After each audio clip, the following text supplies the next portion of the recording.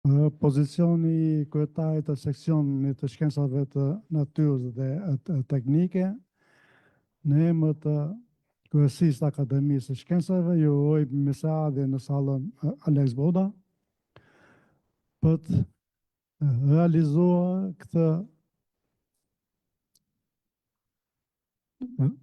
veprimtari shkencore që i dedikohet një teme në dukje ndoshta e parëndësishme në thelb tepër e rëndësishme për ekonominë dhe për mjedisin, që është riciklimi i materialeve të ndërtimit. Kam parasysh kohët e shkuara, problemi mbase mund të ishte më i thjeshtë. Materialet e ndërtimit ishin gati 100% gur, tulla, laç, të quajtuar inerte, të cilat në shumë mënyra mund të ripërdoreshin.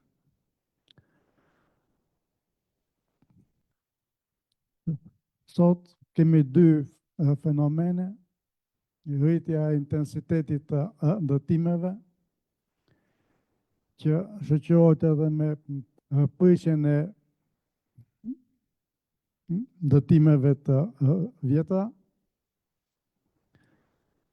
Kemi përdorimin në mas të materialeve jo më inerte.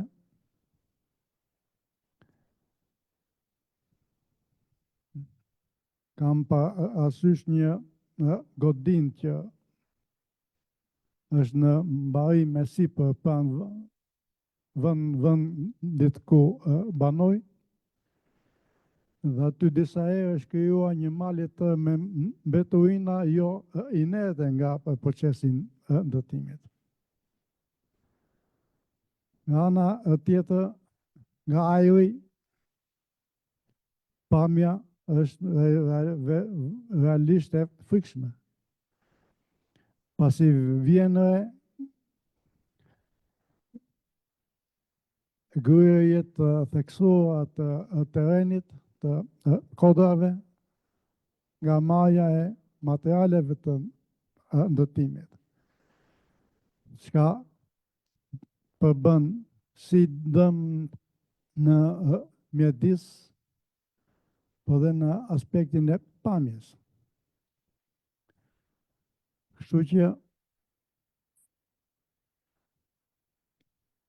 riciklimi i materialeve të ndërtimit nuk është më thjesht riciklimi inerteve, dhe është normale që edhe në Evropë të jepet një ndërsi shumë e madhe, dhe uroj që kjo veprimtari të përfundoj me sukses dhe të ketë një ndikim sa do pak edhe në zhvillimet në të ardhmen në vendin tonë. Nuk po flas më shumë, nuk jam specialist i mirëfirët i fushës, dhe ftoj drejtorin e Institutit të Ndërtimit, zotin Shkreli, për të bërë dhe ai përshëndetjen e tij.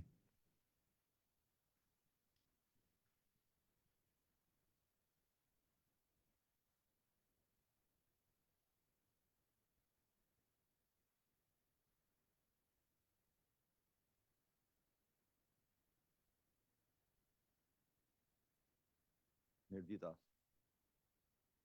Jam i kënaqur që arrim të zhvillojmë një lloj simpozium fjalë shumë e madhe, për një takim ku të hapim një të çarë, po themi, në këtë monolitizmin e gjërave tona që merremi përdit me ato që përballemi, po nuk merremi me ato që do përballemi në të ardhmen.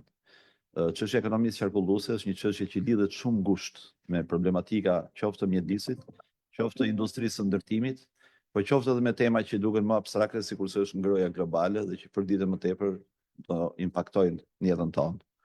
Do ja thoja vetëm 2 fjalë si hapje, se pastaj janë ekspertët që do flasin për tematikat veçanta. Po doja të theksoja që në fillim që kjo është realisht një moment për ne ku gjithnjë më tepër do dëgjojmë flitet për këto problematika. Një falënderim veçantë unë jap Arta Dollanit, e cila merret natyrisht më tepër se secili nga ne në kuptimin e gjerë të fjalës me çështje të cilat impaktojnë mjedisin, qoftë mjedisin e ndërtuar, qoftë edhe mjedisin përgjithësi, domethënë. Dhe nëse për ne është një gjë ekskluzive një seminari të tillë, Arta duhet ta ketë edhe në rutinën e punës vet dhe të institucionit që ajo përfaqëson. Kështu që për këtë e falenderoj që i ka dhënë rëndësinë kësaj nisme, e cila lindi nga një bashkëpunim midis Institutit të Ndërtimit, Universitetit Politeknik dhe natyrisht nën kupolën e Akademisë Shkencave, akademi e cila gjithnjë më tepër po merret me problematika, themi jo thjesht teorike, po dhe praktike dhe aplikative në Shqipëri. Tani po them 2 fjalë shumë përgjithshëm për industrinë për ekonominë qarkulluese. Industria e ndërtimit luan një rol jetik në ekonominë globale dhe është gjithashtu një nga burimet kryesore të shpërdorimit të burimeve dhe ndikimit mjedisor. Industria e ndërtimit merr materiale direkt nga natyra, është akoma shumë e lidhur me materialet inerte, të cilat i përdor pastaj në zbatimin e saj. Zbatimi i modelit të ekonomisë qarkulluese në këtë sektor paraqet një hap thelbësor drejt qëndrueshmërisë, një objektiv që nuk mund ta injorojmë më në dritën e sfidave klimatike dhe zvoglimit burimeve natyrore. Në këtë simpozium, besoj se do analizohet aplikimi i ekonomisë qarkulluese në fushën e ndërtimit, duke ekzaminuar implikimet e saj, sfidat që duhet kapërcehen dhe strategjitë për një zbatim efektiv. Ekonomia qarkulluese është model ekonomik në thelb, i projektuar për të minimizuar shpërdorimin dhe maksimizuar përdorimin efikas të burimeve. Ndryshe nga ekonomia lineare, e cila bazohet në ciklin merr, prodhon, konsumon dhe hidh, ekonomia qarkulluese thekson rinovimin dhe riciklimin e materialeve. Pra është merr, prodhon, konsumon dhe riciklon. Pra është qarkulluese. Linearia është që ka një fund, ka një fillim dhe ka një fund, dhe gjithmonë përsëritet, po themi, në nivel vektorial, jo në nivel cirkular. Pra ky cikël duhet të jetë i vazhdueshëm. Është model i cili mund të jetë veçanërisht efektiv edhe në sektorin tonë të ndërtimit, por kjo nuk do të thotë se nuk duhet aplikuar në sektorë të tjerë, ku volumi i materialeve të përdorura dhe i mbetjeve të prodhuara është i lartë. Sektori i ndërtimit është përgjegjës për rreth 40% të mbetjeve të prodhuara në Bashkimin Evropian. Këto mbetje përfshin materiale si betoni, tullat, gipsi, druri, metali dhe plastika. Shumë prej cilave mund të kthehen ose të riciklohen. Këtu nuk po ndaloj tek materialet që janë më të çmuar, po themi, ose edhe mikromaterialet, të cilat ndikojnë drejt për drejt edhe në shëndetin tonë. Po flas vetëm për masën e madhe të materialeve inerte që përdorin industria e ndërtimit. Integrimi i ekonomisë qarkulluese në këtë sektor do të thotë jo vetëm të reduktosh sasinë e mbetjeve, por edhe të ulësh varësinë nga burimet natyrore të papërpunuara, si dhe ndikimin mjedisor, siç tham, që lidhet në nxjerrjen dhe përpunimin e tyre. Pavarësisht përfitimeve, këtu janë disa sfida, pra nuk është një gjë që thjesht ne përkrahen dhe gjërat shkojnë barë. E para ka të bëjë me rezistencën ndaj ndryshimit në këtë sektor, që shpesh lidhet me mungesën e njohurive apo dhe të nxitjeve ekonomike për të adoptuar praktika më të qëndrueshme. Gjithashtu rregullat ekzistuese mund mos jetë ende plotësisht në linjë me parimet e ekonomisë qarkulluese, duke e bërë të komplikuar rikthimin dhe riciklimin e materialeve. Po ashtu po aq e rëndësishme është nevoja për teknologjitë e reja dhe infrastrukturën e përshtatshme për trajtimin e materialeve të rekuperuara. Pa investime të mëdha në këto zona, do jetë e vështirë të menaxhohet efikasivisht materialet e mbetura në mënyrë që ato të rikthehen në qarkullimin prodhues. Për të kapërcyer këto pengesa janë të nevojshme disa strategji të synuara dhe një bashkëpunim midis aktorëve në këtë sektor. Si hapi i parë mund të jetë zhvillimi i rregullave, si dhe politikave që nxisin reduktimin e mbetjeve dhe riciklimin e materialeve. Kjo mund të përfshijë lehtësira fiskale për ndërmarrjet që adoptojnë praktika të tilla të qëndrueshme ose dhe norma më të rrepta për eliminimin e mbetjeve. Ju keni parë që shpeshherë këtu gërmohet, këtu hidhet pasi mbarohet punë. Pikë tjetër shumë e rëndësishme është edukimi dhe trajnimi, të cilat ruajnë rol thelbësor. Është jetike që operatorët e sektorit janë të informuar për përfitimet e ekonomisë qarkulluese, si dhe teknikat për ta zbatuar atë. Kjo mund të realizohet përmes kurseve të trajnimit, punëtorive dhe përhapjes praktikave më të mira. Gjithashtu duhet nxitet inovacioni teknologjik për të zhvilluar zgjedhjet e reja për riciklimin e materialeve dhe rikthimin e tyre. Investimi në kërkim dhe zhvillim mund të çojë edhe në krijimin e materialeve të reja dhe teknologjive që lehtësojnë integrimin e ekonomive qarkulluese në sektorin e ndërtimit. Jo më lart se dje, për shembull, në faqen e Institutit të Ndërtimit, në hodhemi material të ri i cili zvendëson në shumë, po themi, në shumë nuk du të përdor fjalën sektor, por në shumë element, në shumë detaje, zëvendëson arkitrarët e betonarmes, duke kursyer një sasi shumë të madhe inertesh nga një anë, po dhe duke pasur një aplikim shumë më të thjeshtë me materiale inovative. Si përfundim mund të themi se përshtatja e ekonomisë qarkulluese në sektorin e ndërtimit nuk është vetëm nevojë mjedisore, por dhe një mundësi ekonomike. Pra duhet parë edhe këtë sens. Duke reduktuar shpërdorimet dhe duke rritur efikasitetin e burimeve, ndërmarrjet mund t'i ulin kostot e tyre, të krijojnë mundësi të reja tregtare.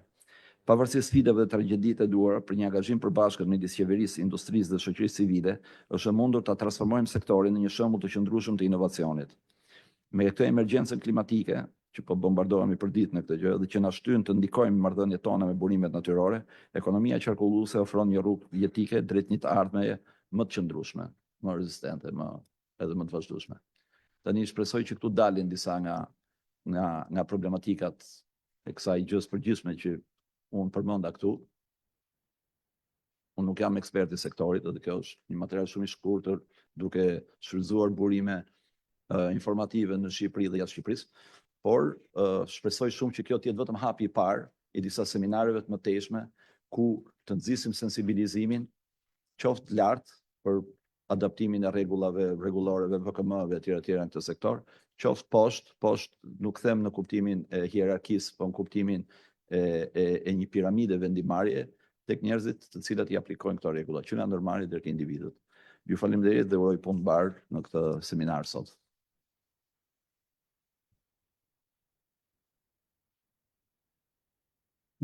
Faleminderit dhe tani mendoj është momenti që të fillohet realisht me veprimtarinë, ftoj akademik Haxhimi Alin për të vazhduar seancën.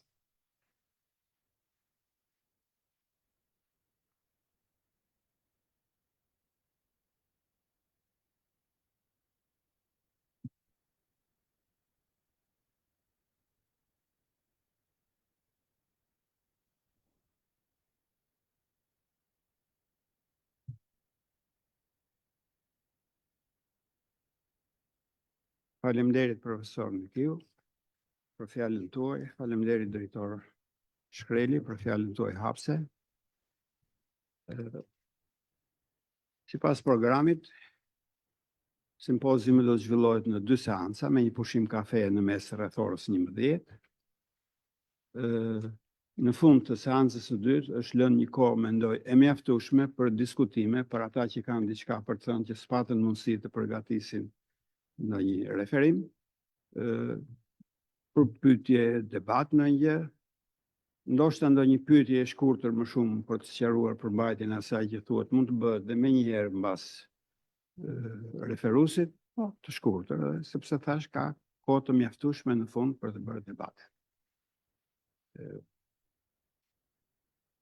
Po të shihet, numri i referimeve nuk është shumë i lartë, megjithatë është i mjaftueshëm për të trajtuar çështjen nga disa pikpamje, nga pikpamja rrënjësisë shkencore, kemi referues nga universiteti, nga Fakulteti i Shkencave të Natyrës, nga Fakulteti i Ndërtimit, nga Instituti i Ndërtimit.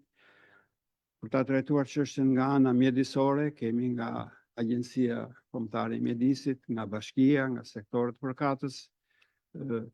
Për ta trajtuar çështjen në lidhje me kuadrin ligjor, rregullator, certifikime e tjera probleme, gjithashtu ka referime, sepse tema është vërtet komplekse dhe prandaj dhe është menduar të rrihen mendimet në një simpozium do ta quajë vërtet se ka referime shkencore në Akademinë e Shkencave. Pas jasur, unë ftoj referuesin e parë, profesor Aflet Lako nga Fakulteti i Inxhinierisë Ndërtimit, për të referuar mbetjet e ndërtimit, aspekte mjedisore dhe legjislative. Fjala për ju, profesor.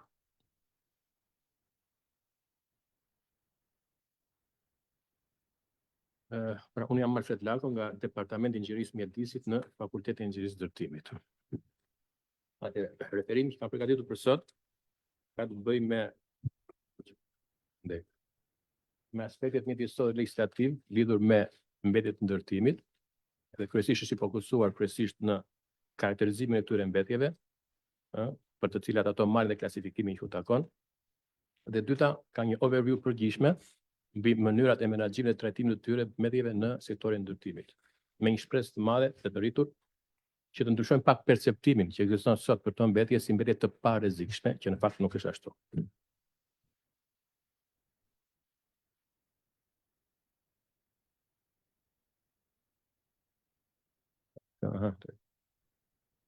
Atëherë, mbetjen në sektorin e ndërtimit dihet nga ditë botërisht tani më që aktiviteti ndërtimor është i lidhur me gjithë procesin ndërtues edhe me ciklin e jetës së vetë objekteve. Si tha dhe drejtori më parë në fjalën e tij, ai ishte konsumatori i madh i gjithë resurseve materiale, natyrore në palin, masën 25%, konsumatori i madh i energjisë, masën 40%, si dhe krijon produkte ose gjeneron në atmosferë dhe në ujëra në masën 35%.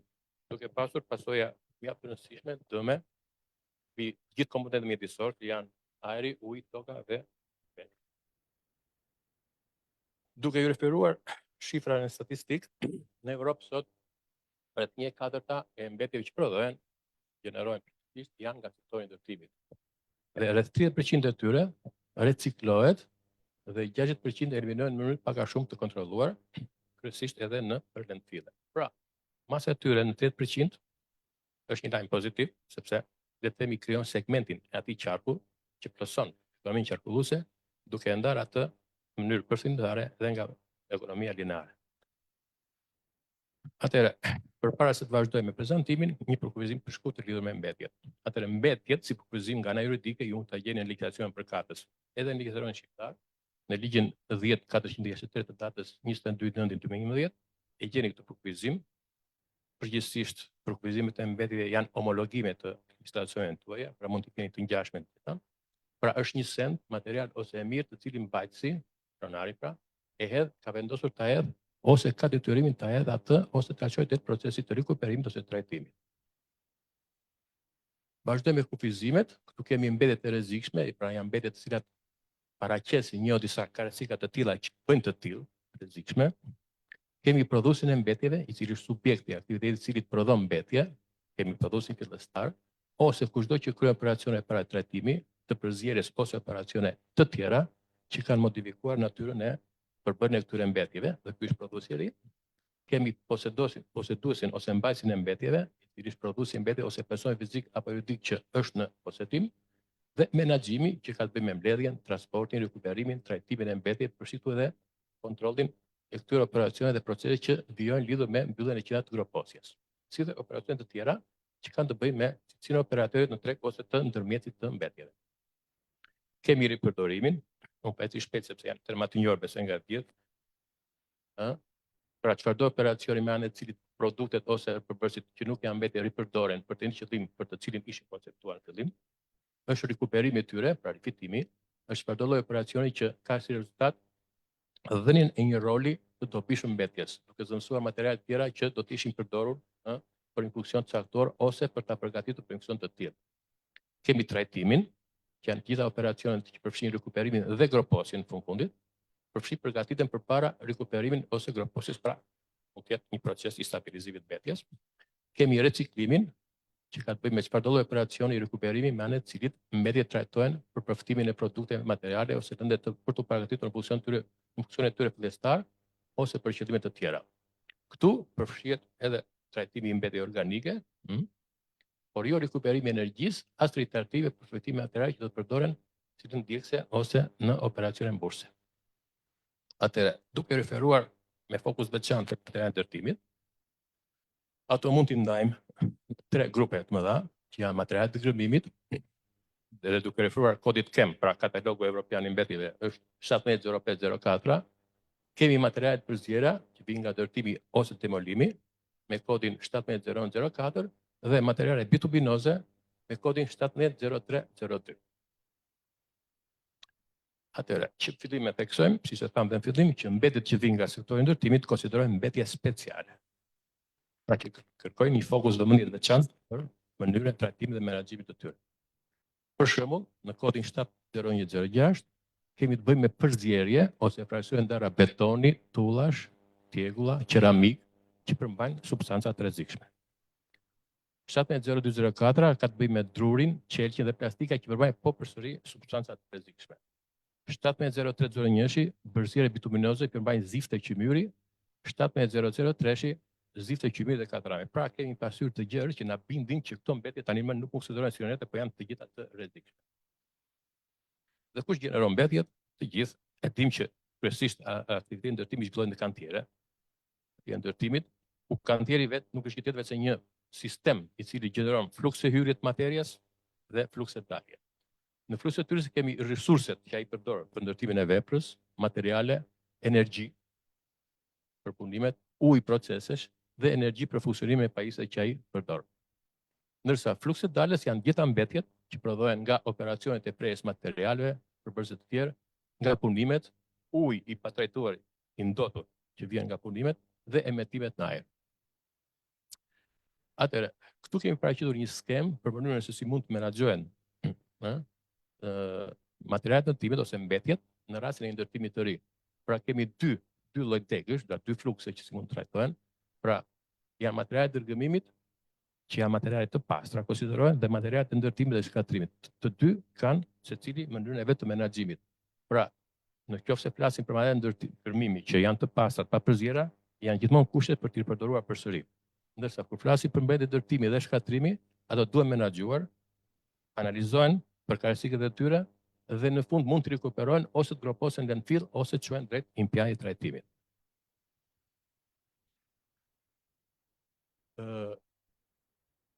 Sot, menaxhimi i mbetjeve ndërtimit paraqet një sfidë të madhe, duke qenë se është gjithmonë një nga problematikat më komplekse ka të bëjë me menaxhimin korrekt të mjedisit.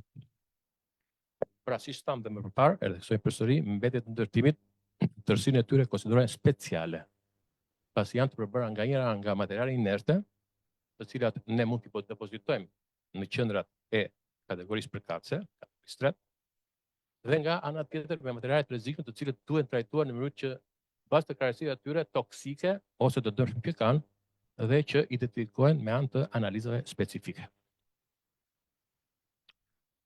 Atëherë, gjitha mbetjet e krijuara nga ndërtimet dhe nga demolimi i veprave kryesisht përben nga fraksione inerte, siç është betoni, tulla, qeramika, dherat që dalin nga gërmimi, të cilat mund të përdoren nga ana e tyre me lehtësi, sepse janë të pastra. Atëherë, përbërja mesatare e mbetjeve ndërtimit dhe shkatrimit është si poshtë byon. Pra, 10% është beton i pa armuar, 20% beton i armuar, 50% janë tulla, 5% janë asfalte, 6% material gërmimi, 2.5% janë dru, letër dhe plastik dhe 3.5% nuk kanë emër, janë të ndryshme të pa identifikuara. Të gjitha aktivitetet për të cilat kantieri ndërtimit është përgjegjës, lëshojnë mjedis një sasi të madhe mbetësh e cila vlerësohet rreth nga 0.6 dhe në 0.8 ton në vit për banor. Dhe shifra totale në nivel evropian është rreth 310.6 ton në vit. Pra, duket e madhe.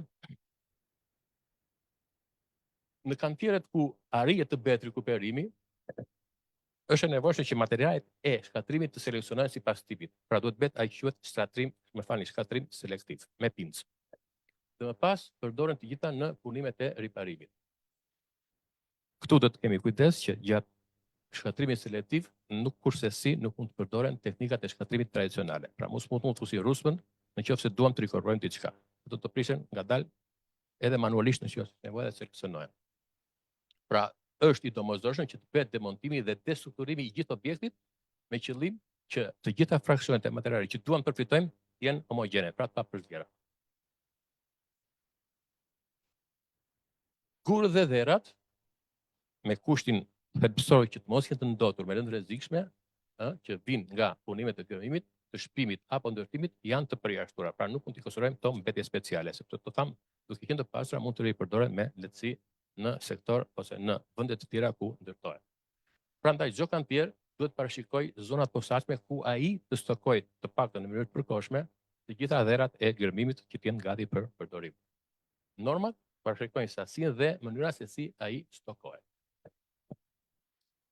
Pra, duke qenë se mbetjet i të shkatrimit dhe ndërtimit që prodhon kantieri konsiderohen mbetje speciale, shpesh na ndodh që përkthesa ndaj këtij problemi është, ajo që thamë në fillim, është sipërfaqësore. Për shkak të mendimit të gabuar që e konsideron hedhjen e tyre në vende të paautorizuara, jo të dëmshme, pa të kushtueshme, pa shqetësuar për impaktin e tyre mjedisor. Atëherë, duke bërë rikualifikimin e këtyre mbetjeve, duke parë me kujdes, ne mund të arrijmë që të bëjmë një reduktim të përdorimit të resurseve natyrore, të bëjmë reduktim, dhe kjo është shumë e rëndësishme për ne, të materialit që depozitohen në landfill, të kemi një impakt më të ulët mjedisor dhe shfrytëzim racional të burimeve natyrore, të kemi një kursim ekonomik në saj të përdorimit të rëndë të para dhe të atyre që quhen lëndë të dorës së dytë. Atëherë, si bëhet, cila është ndarja në nivel Bashkimit Evropian i mbetjeve imperate nga shkatrimi? Atëherë, duke folur në bazë sektori, rreth 53% në peshë vjen nga sektori i mikroshkatrimeve që janë rezidencat. Kemi rreth 39% në peshë që vjen nga sektori po i mikroshkatrimeve të fondit ndërtimor jo rezidencial, pra jo banesa, edhe 88% vjen nga shkatrimi i objekteve komplet. Pra, shikoni, është përdalluar pesha specifike që çdo sektor, ku sektori i mikroshkatrimeve rezidenciale dhe atyre jo rezidenciale zën peshën më të madhe. Atëherë, ne thamë që është e domosdoshme që të mendojmë edhe për ripërdorimin, pra duke i futur në ciklin e prodhimit mbetjet speciale që dalin nga sektori i ndërtimit, dhe kjo arrihet nëpërmjet implanteve trajtues. Në rastin e përdorimit të implantit trajtues ndarës, kemi këto operacione që realizohen. Kemi një rikualifikim të materialeve me origjinë nga shkatrimet dhe punimet e urbanizmit, rikuperojmë mbetjet që lidhen me aktivitetin industrial dhe ndërtimor, zhvillojmë një aktivitet të qëndrueshëm ekonomikisht, siç edhe drejtori i japim sens ekonomik gjës, lidhur me tregtimin e para të dorës së dytë, dhe kemi prodhim të energjisë nga burime të rinovueshme. Këtu kemi disa pamje për mënyrën e menaxhimit, stokimit të mbetjeve. Poshtë në djathtë ka një trajtim implant fix për prodhimin e granulateve, materiale të ndryshme dru, keramike të tjera që grumbullohen nga kantieri. Lidhur me reciklimin, që ne të zbatojmë një strategji eficiente, është i rëndësishëm realizimi një menaxhimi korrekt të mbetjeve në fazën e ndërtimit. Në çdo kantier, në bazë të tipologjisë së veprës që realizohet dhe që do të ndërtohet në fund, por edhe të karakteristikave merceologjike të materialeve, duhet të kemi parasysh gjithmonë mundësinë e reciklimit dhe duhet të përcaktojmë objektivat që duhet të arrijmë duke proceduar me normat që mundsojnë implementimin e sistemeve të menaxhimit mjedisor nga ISO 14001. Atëherë, ku do synoj reciklimi? Objektivi parësor që duhet të kemi parasysh është që ne të nxjerrim përqindjen, të paktën e të afërt fillim, të volumit që duhet të arrijmë dhe në bazë të kësaj të vlerësojmë dhe kostot e rikuperimit. Këto mund mbulohen pjesërisht ose tërësisht edhe nga shitja e materialeve të recikluar. Minimizimi i mbetjeve brenda sipërfaqes së territorit të kantieri na detyron që të aplikojmë një program eficient monitorimi të tyre, që na bën të mundur të evidentojmë gjitha pikat kritike ku duhet ndërym, dhe më pas të aplikojmë edhe masa zbutëse për korrigjimet e mundshme. Është e rëndësishme që gjatë kryerjes së gjitha këtyre proceseve të kemi vëmendje veçantë lidhur me parimet e minimizimit të përdorimit të burimeve natyrore, të paripërtërishme, pra të parinovueshme, dhe përdorim maksimal të burimeve natyrore të përfshira që në procesin e ndërtimit. Atëherë, duke pasur përparësitë ose në fokus të vet përparësitë e mëposhtme, prodhuesi ose ai që posedon mbetjet duhet të ketë parasysh. E para, vetë eliminimin e mbetjeve. Pra ai mund të jetë në gjendje të vetëlojë mbetjet.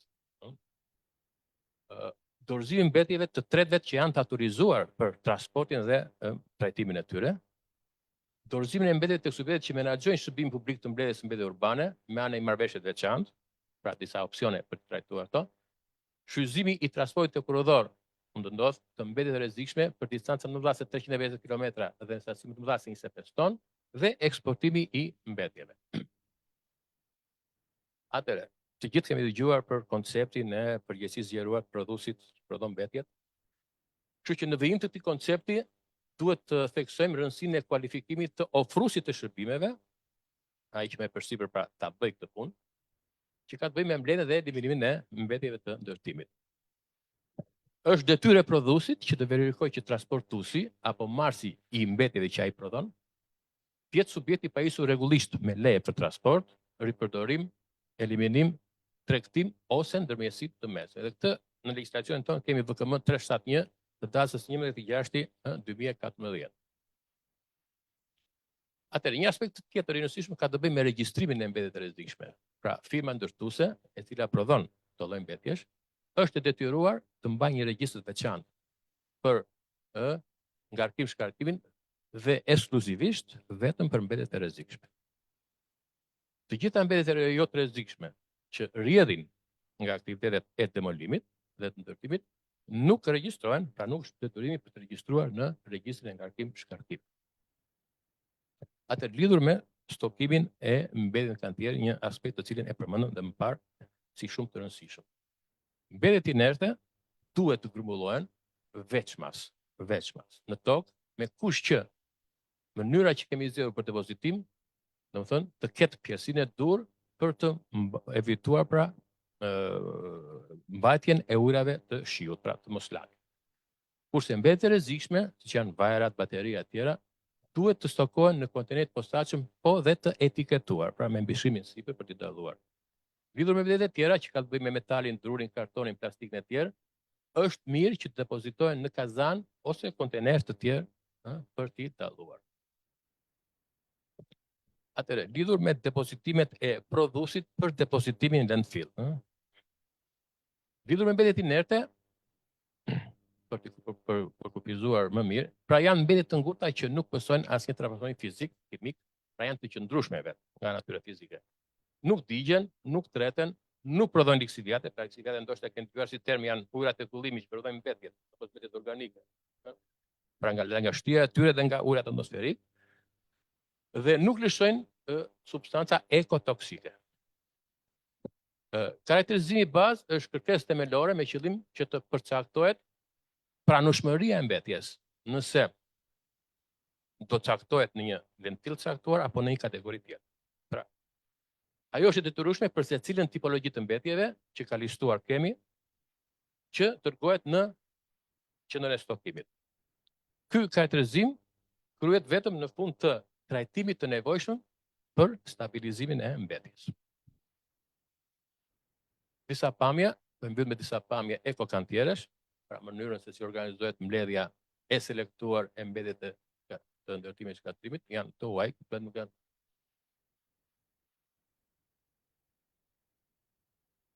Ndarje e veçantë e materialeve, duke përfshirë me copa betoni, demolimi, hekuri i grumbulluar, ndarje e veçantë sektore ku depozitojnë mbetjet,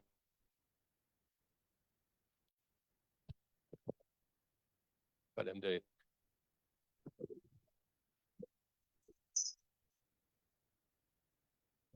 Ju falenderoj, inxhinier. Po.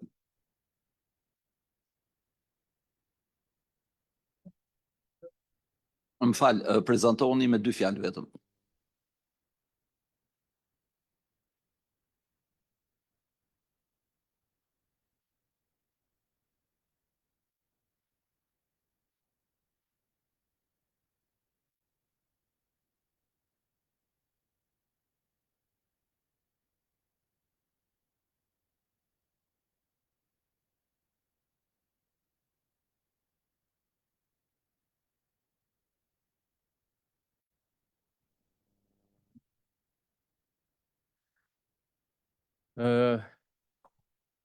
Okej, kosto e trajtimit mbetjeve demolim, ndërtim, varet shumë dhe nga një aspekt shumë i rëndësishëm që përdoret ju nga ai quhet life cycle assessment.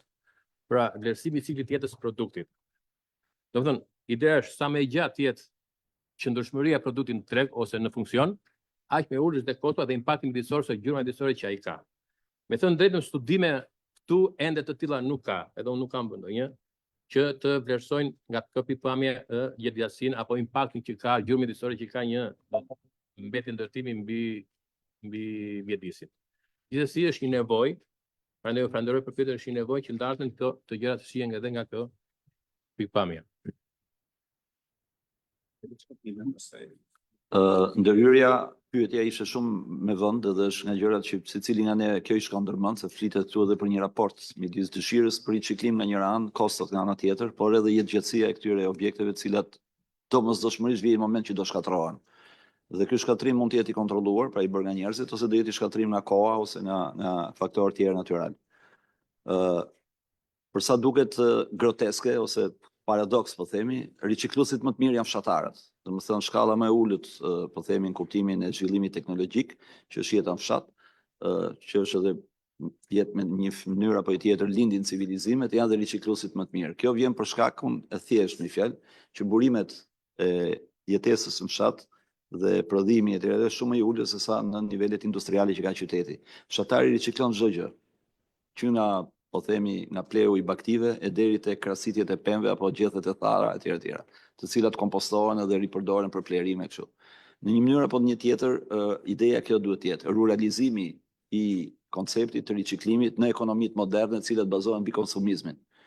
Ne kemi jetuar, flas brezi im edhe ata që janë mbi brezin tim, një pjesë të rëndësishme të jetës së socializëm dhe ëndra jonë ishte konsumizmi.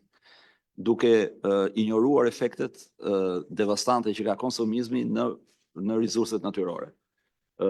Profesori foli çik këtu që edhe vetë ndërtimi sot është ndëruar në konsumizëm. Në shumë vende të zhvilluara, objektet ndërtohen për të mos jetuar më tepër se 50 vjet, sepse kostot e mirëmbajtjeve të objekteve mbas 50 vjetëve, po themi, dhe këtu nuk flas për godinat e banimit në Tiranë, po flas për vende të zhvilluara, Shtetet Bashkuara të Amerikës, supozojmë, graçelat atje projektohen për të mos jetuar më tepër se 50-60 vjet. Kostot e mirëmbajtjes një graçeli janë shumë më të larta se sa shëmbja dhe rindërtimi i një godine 3 me standardet e reja, të cilat kanë evoluar në mënyrë katastrofike mbas 50 vjetësh. Kështu që gjithë ato objekte do shëmben. Flitet për miliona tonelata, flas në nivel global gjithmonë, jo të një graçele, të cilat duhet shkojnë diku. Kjo punë është bërë si punë e varrezave në Tiranë, domethënë që kalojnë vitet, vdesin njerëzit, zihen fushat rrotull me varreza dhe nuk merret një masë e tillë që si do zgjidhet dhe kjo histori. Du ta mbyll me këtë gjë që është se çështja e varrezave është çështje e ciklit të jetës, edhe vdekja bën pjesë në ciklin tonë të jetës.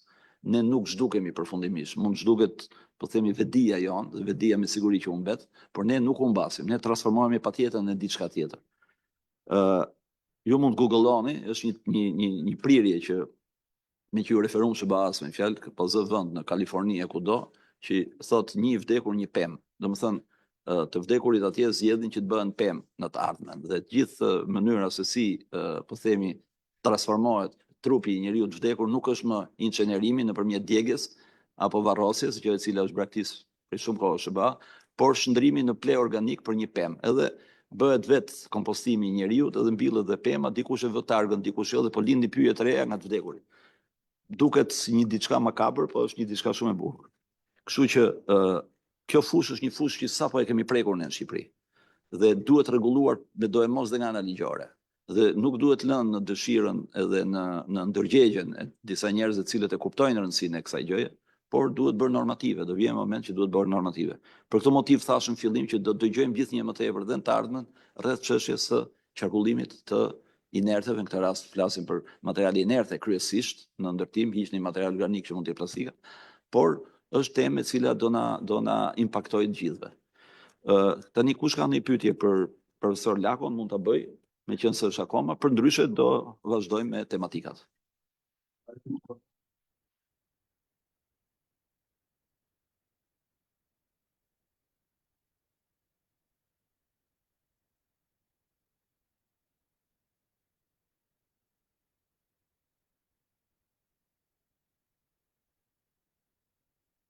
Pas këto materiale në vetvete nuk janë mbledhje të rrezikshme. ajo që i bën këto të rrezikshme Janë ende lëndë parë. është përzierja me Me të pojra, tjera. me asbesto, me pra materialet e njohura që përbëjnë Procedura rrezik, toksike, po. qoftë mjedisor, qoftë për shëndetin. Prandaj mendoj se i duhet mëshuar shumë aspektit legjislativ të një shkatërrimi në thonjza selektiv, pra që të mos kontaminohen, mos përzihen llojet e ndryshme të mbetjeve me njëra tjetrën, dhe për më tepër dhe në thonjza prap asgjësimi i këtyre mbetjeve të bëhet prap në mënyrë selektive. Në pikpamjen kimike, termi mbetje nuk është fort i përshtatshëm, sepse në kimi nuk ka mbetje. Pra është një çdo mbetje në thonjza është një lëndë e parë për një tjetër proces, për një tjetër material. Prandaj në aspektin e mbetjeve mjedisore apo të ndërtimit, duhet që të ketë selektivitet, qoftë në aspektin e shkatërimit, qoftë në atë të ripërdorimit. Faleminderit. Faleminderit në rryen, po jo vetëm kaq, pra ti mëshohet shkatrimi selektiv të punojnë në kantier, por ne kemi nevojë dhe për normativ, që ende na mungon, për mënyrën se ku dhe si do të përdoren materialet e recikluar. Okej, jemi gjithë ndërgjegjshëm që ata nuk mund të mësojnë asnjëherë 100% materiale torore, sepse nuk i kanë karakteristikat e tyre. Pra nuk është njësoj të bësh një beton me zhavorin që merr te lumi apo ta bësh pastaj me mbetje inerte të dala nga coptimi. Ndryshonin, por të paktën mund të gjenden në masë të rrushme të gjitha punimet të cilat i pranojnë të lloj mbetjesh, siç janë mbushjet e transheve, të gropave, të rrugëve, sidomos bazamente e rrugëve të tjera. Pra, këtu mund të bëhet diçka vërtet pozitive për përstatuar drejtime dhe në bazë të normative të caktuara, sigurisht në bazë të analizave të karakteristikave që nxjerrin për çdo lloj mbetje nga demolimi. Megjithatë duhet theksuar që mbushjet e kavave të cilat kanë ngelur ashtu siç kanë ngelur malin e Krujës apo vende të tjera, apo transhet që përmend profesori apo gjëra të tilla janë faza më primitive dhe më elementare në thonjza e ajo më tepër ka të bëjë me evadimin e mbetjeve, sesa me riciklimin, kuptimin e ripërdorimit në një shkallë më të lartë, më të sublimuar se sa ajo është në realitet është.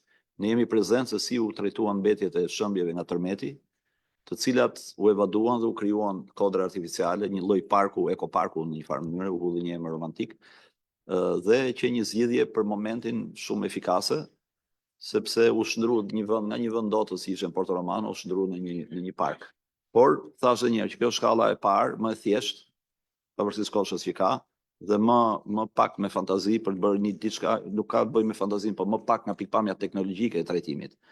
Sepse nuk mund pretendojmë ne sot me fjalë që shëmbja një pallati ta rifusim në cikël, nëse nuk jemi as të detyruar ta bëjmë.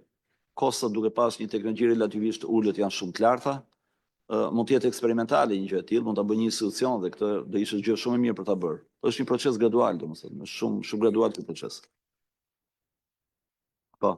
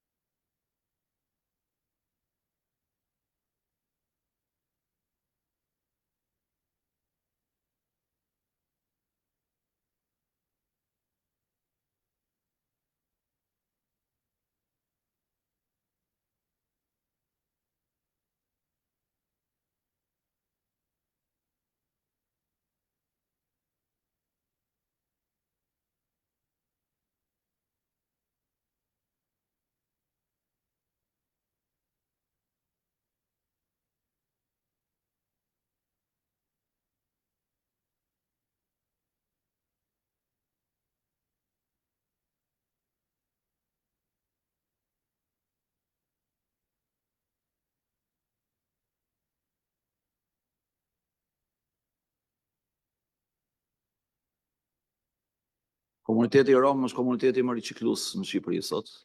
Sa shemet i pallat vërshojnë edhe me çekiç thyejnë betonet, marrin hekurin e tjera. Ata janë riciklues par excellence, kështu që është një shembull shumë i mirë për të ndjekur mbas fshatarëve, po se janë më lart në shkallën e industrializimit. Okej, nëse s'ka pyetje tjera, mendoj që të vazhdojmë me agendën. Pas mbetjeve të ndërtimit dhe aspekteve mjedisore legislative që profesor Lakov shpjegoi këtu, do doja të jepja fjalën Arta Kodrës, e cila do të atëshenoj diçka mbi menaxhimin e integruar të mbetjeve nga demontimet. Edhe kjo është një temë shumë interesante dhe që po impaktojmë përditshëm me këtë pjesë. Më lejoni të bëj një sqarim të vogël. Në programin e shpërndarë ishte inxhinieria doktoresh Enkeleda Shkurta, për ta referuar, ishte këtu derivon tani, po i doli një detyrë urgjente e thirrën edhe kështu që ka koleget e saj këtu të dyja. Zonjën Arta Dallani edhe zonjën. Unë po bëj vetëm një hapje të shkurtër, profesor. Së pari doja të falenderoj Akademinë e Shkencave që po organizon një temë të tillë që është shumë e domosdoshme për momentin. Gjithë situata e ktheu Shqipërinë tashmë në një vend shumë atraktiv për një masë kaq të madhe ndërtimesh. Për mendimin tonë si ekspert, patjetër Shqipëria është ende pa përgatitur për të pritur gjithë të masë të madhe ndërtimi, sidomos edhe për shkakun e lëndëve të para që duhen për të ndërtuar të gjithë këto masa ndërtimesh, sepse të gjitha këto do të vinë patjetër nga burimet tona natyrore, të cilat në fund të fundit janë të fundme. Pra, duhet ta organizojmë shumë mirë pjesën e riciklimit. Do doja të thoja gjithashtu që kohët e fundit këto javë është në konsultim publik edhe ligji për menaxhimin e integruar të mbetjeve. Ai ligj që profesor Alfredi e referoi i 2011-s tashmë duhet të ndryshojë, sepse çdo vit që kalon sjell nevoja të reja për mënyra të reja organizimi. Do doja nga secili institucion që edhe në emër të ministres gjithashtu që ta shikoni me vëmendje për të bërë komentet e duhura, se nuk mund të bëjnë komente ata njerëz që nuk janë ekspert, vetëm institucionet që janë me ekspert, universitetet, Instituti i Ndërtimit, Akademia e Shkencave që ka të mbledhur gjithë ekspertët më të mirë të fushave, duhet ta shikojmë me vëmendje sepse vërtet ka të bëjë me një organizim të ardhmes tonë të gjithë si vend. Duke qenë një vend kaq i vogël, me kaq ekspert, duhet vërtet ta shikojmë me shumë vëmendje dhe t'i bëjmë në kohën e dur komentet që të merren parasysh që më pas ligji të kalojë në komisione ashtu siç duhet kalojë. Në ndryshe nga gjithë fushat e tjera, ligji për mjedisin kapitulli 27 i mjedisit, që është edhe një nga më të mëdhenjt me më shumë pesh në bisedat që kemi me BE-n sot, pjesën, periudhën e transpozimit të ligjit e ka më të gjatë nga gjithë fushat e tjera, e ka 10 deri në 15 vjet, sepse është vlerësuar vërtet që gjitha këto problematika që neve themi sot dhe të tjera në lidhje me trajtimin e mbetjeve, në rastin e Shqipërisë, po dhe të vendeve të rajonit tonë, nuk mund të bëhen në një periudhë 2 vjeçare, 3 vjeçare, 5 vjeçare, po kërkohet një periudhë kaq e gjatë pikërisht për problematikën edhe të mbartur, pavarësisht ekonomia qarkulluese përpara vitit 90 ka qenë ideale, asgjë nuk hidhej, praktikisht çdo gjë ripërdorej, nuk bëhej fjalë për rrezikun e plastikës që neve për përballemi sot, me ndotjen e detit edhe për shkak të fqinjve tanë, por të gjithë ato trasat që kishim dorë duhet ta rikthejmë po përsëri. Ky është gjesti më i vogël. Pastaj për të vajtur tek organizimi i materialeve ndërtimit, landfilleve, inerteve, ato që profesor Fredi, unë nuk e di çfarë mund shtojmë neve pas profesor Fredit, ka vërtet, sepse bëri një pasqyrë shumë të mirë të ligjit të menaxhimit të mbetjeve. Ne do themi disa detaje më tepër. Po ajo që doja unë të thoja, ishte rishikimi nga ekspertët i ligjit të menaxhimit të integruar të mbetjeve që është sot në konsultim. Ta japim tani kontributin që të kemi një rezultat më të mirë për të ardhmen. Gjithashtu dhe ligji për përgjegjësinë e zgjeruar të prodhuesit, që ka një tjetër fokus dhe një tjetër organizim, edhe ai është në konsultim publik. Do t'ju lutesha që t'i lexonim dhe të jepnim komente me shkrim edhe për to. Faleminderit shumë Artan, faleminderit profesor. Faleminderit Arta. Fjala ju.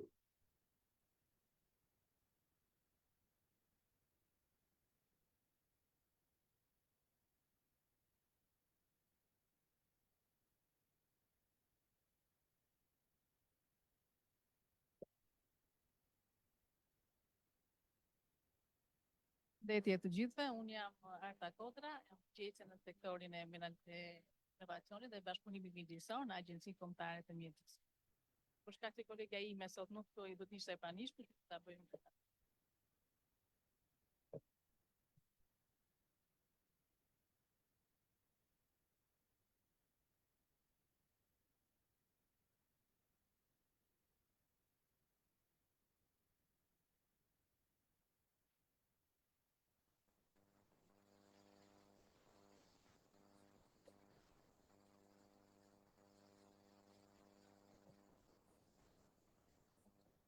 Fillimisht mund të flasim pak për misionin e Agjencisë Kombëtare të Mjedisit, që ka qëllim mbrojtjen e mjedisit. Për mbrojtjen e mjedisit për brezat e sotëm, për dhe, uno?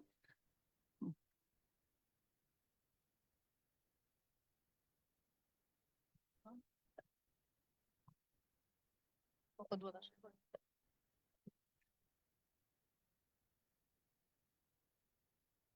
E 10-12 minuta kohë.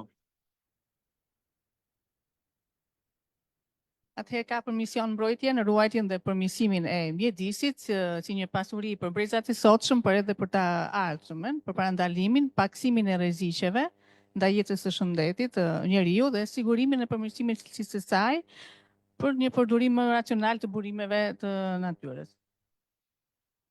Funksionet kryesore të Agjencisë Kombëtare të Mjedisit është sigurimi i një performance mjedisore, kërkimi dhe dija mjedisore, vlerësimi i impaktit mjedisor dhe licencimi, inspektimi dhe kontrolli për respektimin e kërkesave ligjore të kushteve mjedisore. Pak historik mbi Agjencinë Kombëtare të Mjedisit, fillimisht ka qenë Agjencia e Mjedisit dhe Pyjeve nga 2006 deri në 2012, ku fokusi kryesor në lidhje me mbetjet ka qenë grumbullimi të dhënave nga institucione të ndryshme apo nga bashkitë dhe paraqitja e tyre në raportin e gjendjes mjedis. Më pas u krijua Agjencia Kombëtare e Mjedisit me disa drejtori të ndryshme për shkak të ristrukturimit. Në këtë rast u shtua Agjencitë Kombëtare të Agjencitë Rajonale të Mjedisit që kishin të fokus dhe inspektimet apo licencimin. Më pas Agjencia Kombëtare e Mjedisit që është tani dhe drejtoritë kryesore është Drejtoria e Menaxhimit dhe Edukimit Mjedisor, Drejtoria e Regjistrave Mjedisore dhe Drejtoria e Lejeve dhe VNM-ve dhe Drejtoria e Inspektimit, Kontrollit dhe Agjencitë Rajonale të Mjedisit. Gjithashtu një nga funksionet e Agjencisë Kombëtare të Mjedisit është edhe krijimi dhe administrimi i një regjistri për informacionin mjedisor për tregues të ndryshëm dhe një nga komponentet më të rëndësishme të këtij sistemi janë mbetja dhe menaxhimi integruar e tyre. Agjencia Kombëtare e Mjedisit mban dhe përgjithëson statistikat për krijimin, rekuperimin dhe asgjësimin e mbetjeve. Dhe kjo për të qenë si objektiv kryesor ka statistikat dhe sigurimin të dhënave të kuptueshme nga përdoruesit që janë sipas standardeve të Bashkimit Evropian dhe të jenë të përshtatshme për përdorim në aktivimin e politikave dhe menaxhimin e aktiviteteve me impakt mjedisor që kanë në vendin tonë. Gjithashtu këto statistikat e mjedisit ku janë të përfshira dhe mbetjet ofrojnë informacion të përgjithshëm dhe specifik mbi mjedisin. Treguesit përgatiten me një frekuencë vjetore dhe paraqesin vlerat e treguesve mjedisor në nivel kombëtar. Gjithashtu, me mbështetjen e Akshit po krijon një sistem për grumbullimin e të dhënave të mbetjeve, ku do të kemi një statistikë më të qartë me situatën e menaxhimit dhe të grumbullimit të tyre për gjithë territorin e Republikës së Shqipërisë. Gjithashtu kjo databazë do të përmbajë dhëna statistikore sipas ndarjeve territoriale dhe përmban të gjitha rrymat e mbetjeve sipas katalogut shqiptar të klasifikimit të mbetjeve. Çdo njësi e qeverisjes vendore duhet të raportojë në mënyrë periodike të dhënat mbi grumbullimin e rrymave të mbetjeve. Çdo subjekt i pajisur me leje mjedisore për trajtimin e mbetjeve të rrezikshme apo të parrezikshme të gjeneruara në vendin tonë duhet të raportojë nëpërmjet raporteve të vetë monitorimit që ata kryejnë sasinë e mbetjeve të trajtuara apo të grumbulluara, sipas kushteve të lejes. Gjithashtu çdo subjekt i pajisur me licencë 3-2B për transferimin e mbetjeve nga gjeneruesi drejt destinacionit të trajtimit përfundimtar deri në përfundimin e statusit të mbetjes, kjo duhet të pajiset me një kod unik dhe të raportojë në Agjencinë Kombëtare të Mjedisit një herë në vit.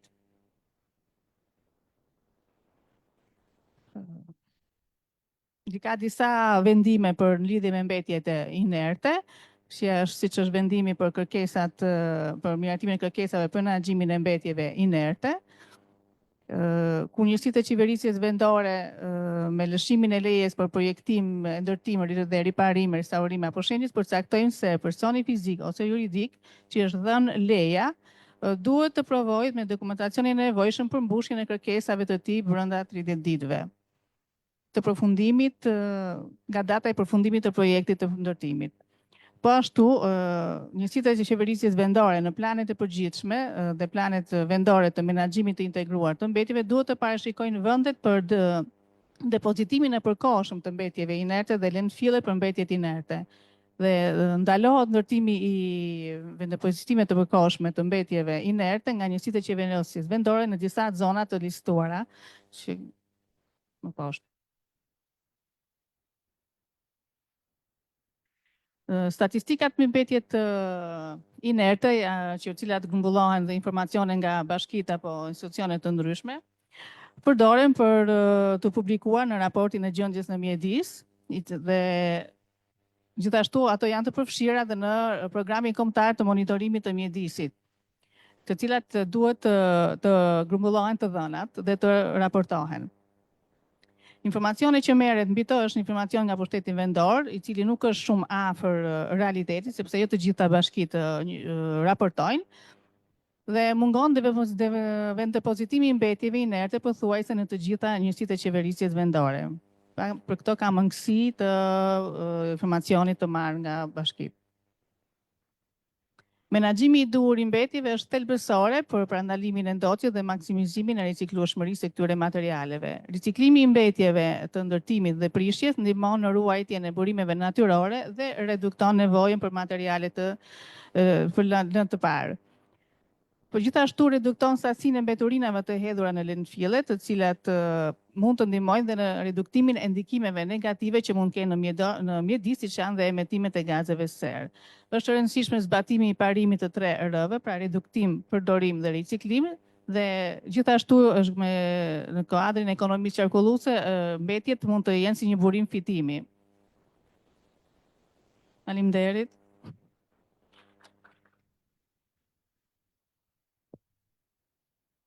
Mirë, faleminderit zonja Arda. E plotësuat më së miri mungesën e kolegës suaj. Faleminderit. Pas programit kemi inxhinier mentor Frahollin nga Instituti i Ndërtimit, i cili do të referojë riciklimi i betoneve të vjetra bazuar në studime eksperimentale në laborator që në linjën time janë kryer në atë institucion. Sigurisht të temë të rëndësishme do të trajtoj inxhinieri. Fjala për ju, inxhinier. Përshëndetje. Unë jam mentor Fraholli, inxhinier hidroteknik të ndërtimit, vi nga Instituti i Ndërtimit dhe tematika ime këtu në këtë rast është riciklimi i betoneve të vjetra mbi studime eksperimentale, mbi teste laboratorike. Në kuadër dhe të ekonomisë qarkulluese në ndërtim është një tematik mjaft interesante.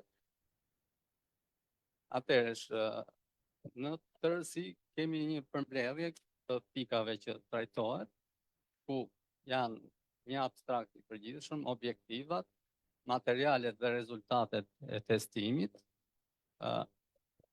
metodologjia eksperimentale, do me thënë mix design i betonit, konkluzione dhe rekomandime dhe disa referencat të ndryshme në vendet e botës, ku janë trajtuar këto tematika.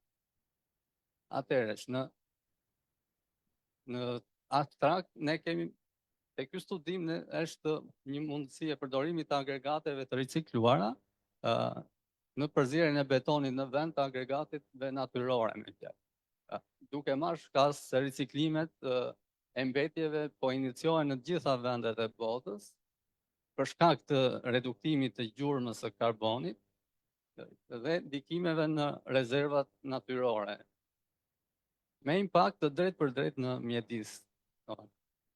Tani, studimi përfshin përgatitjen e përzierjes së betonit mix design me agregate të ricikluara, që është në këtë rast agregati trash në inert dhe agregati i imët është rera, e cila është natyrore në këtë rast. për disa arsye që do të trajtohen dhe pak më poshtë. Atëherë, në këtë kontekst, janë vlerësuar disa parametra fiziko-mekanik të materialeve të ricikluar dhe atyre natyror, siç është rera në këtë rast. Atëherë, për betonin e ricikluar dhe atë ekzistus, po si fillimi për ekzistusin janë bërë disa teste ku konkludohet në rezistencën e në shtypje, densitetin e betonit dhe depërtueshmërinë e ujit nën presion.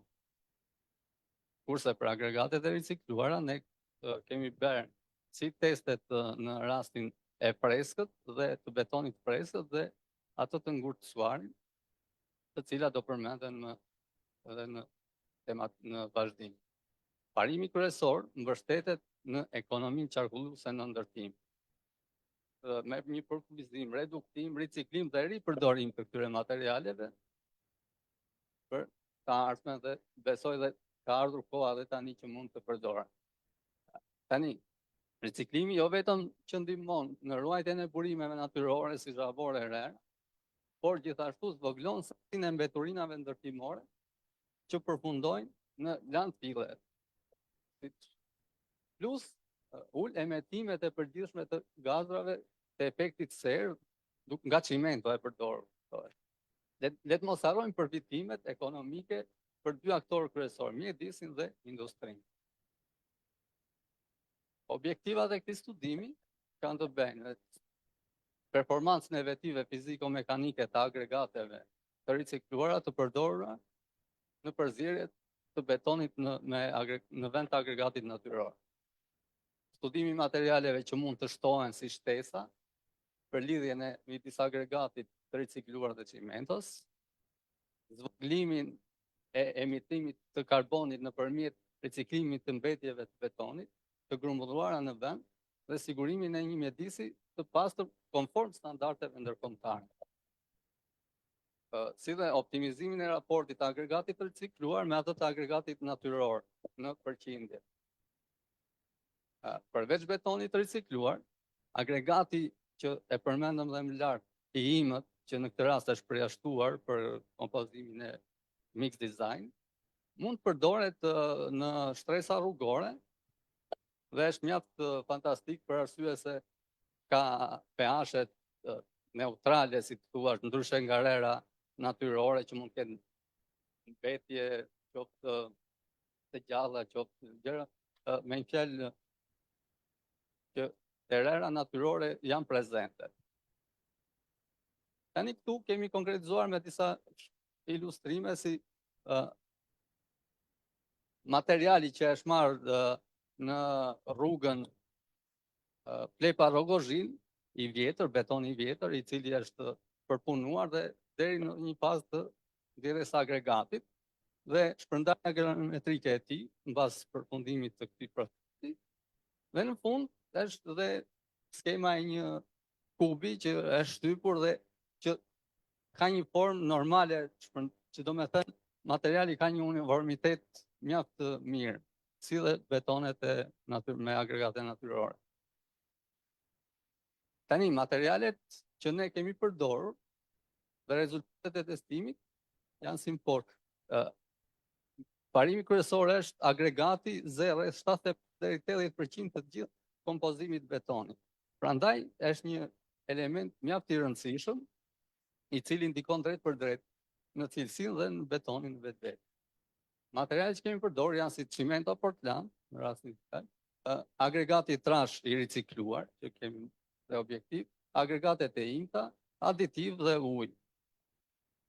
Aditivi është për të rritur punueshmërinë e betonit dhe për të marrë rezultate të kënaqshme. Tani, për sa i përket rerës natyrore, ne kemi studiuar dhe kemi bërë testet fiziko-mekanike.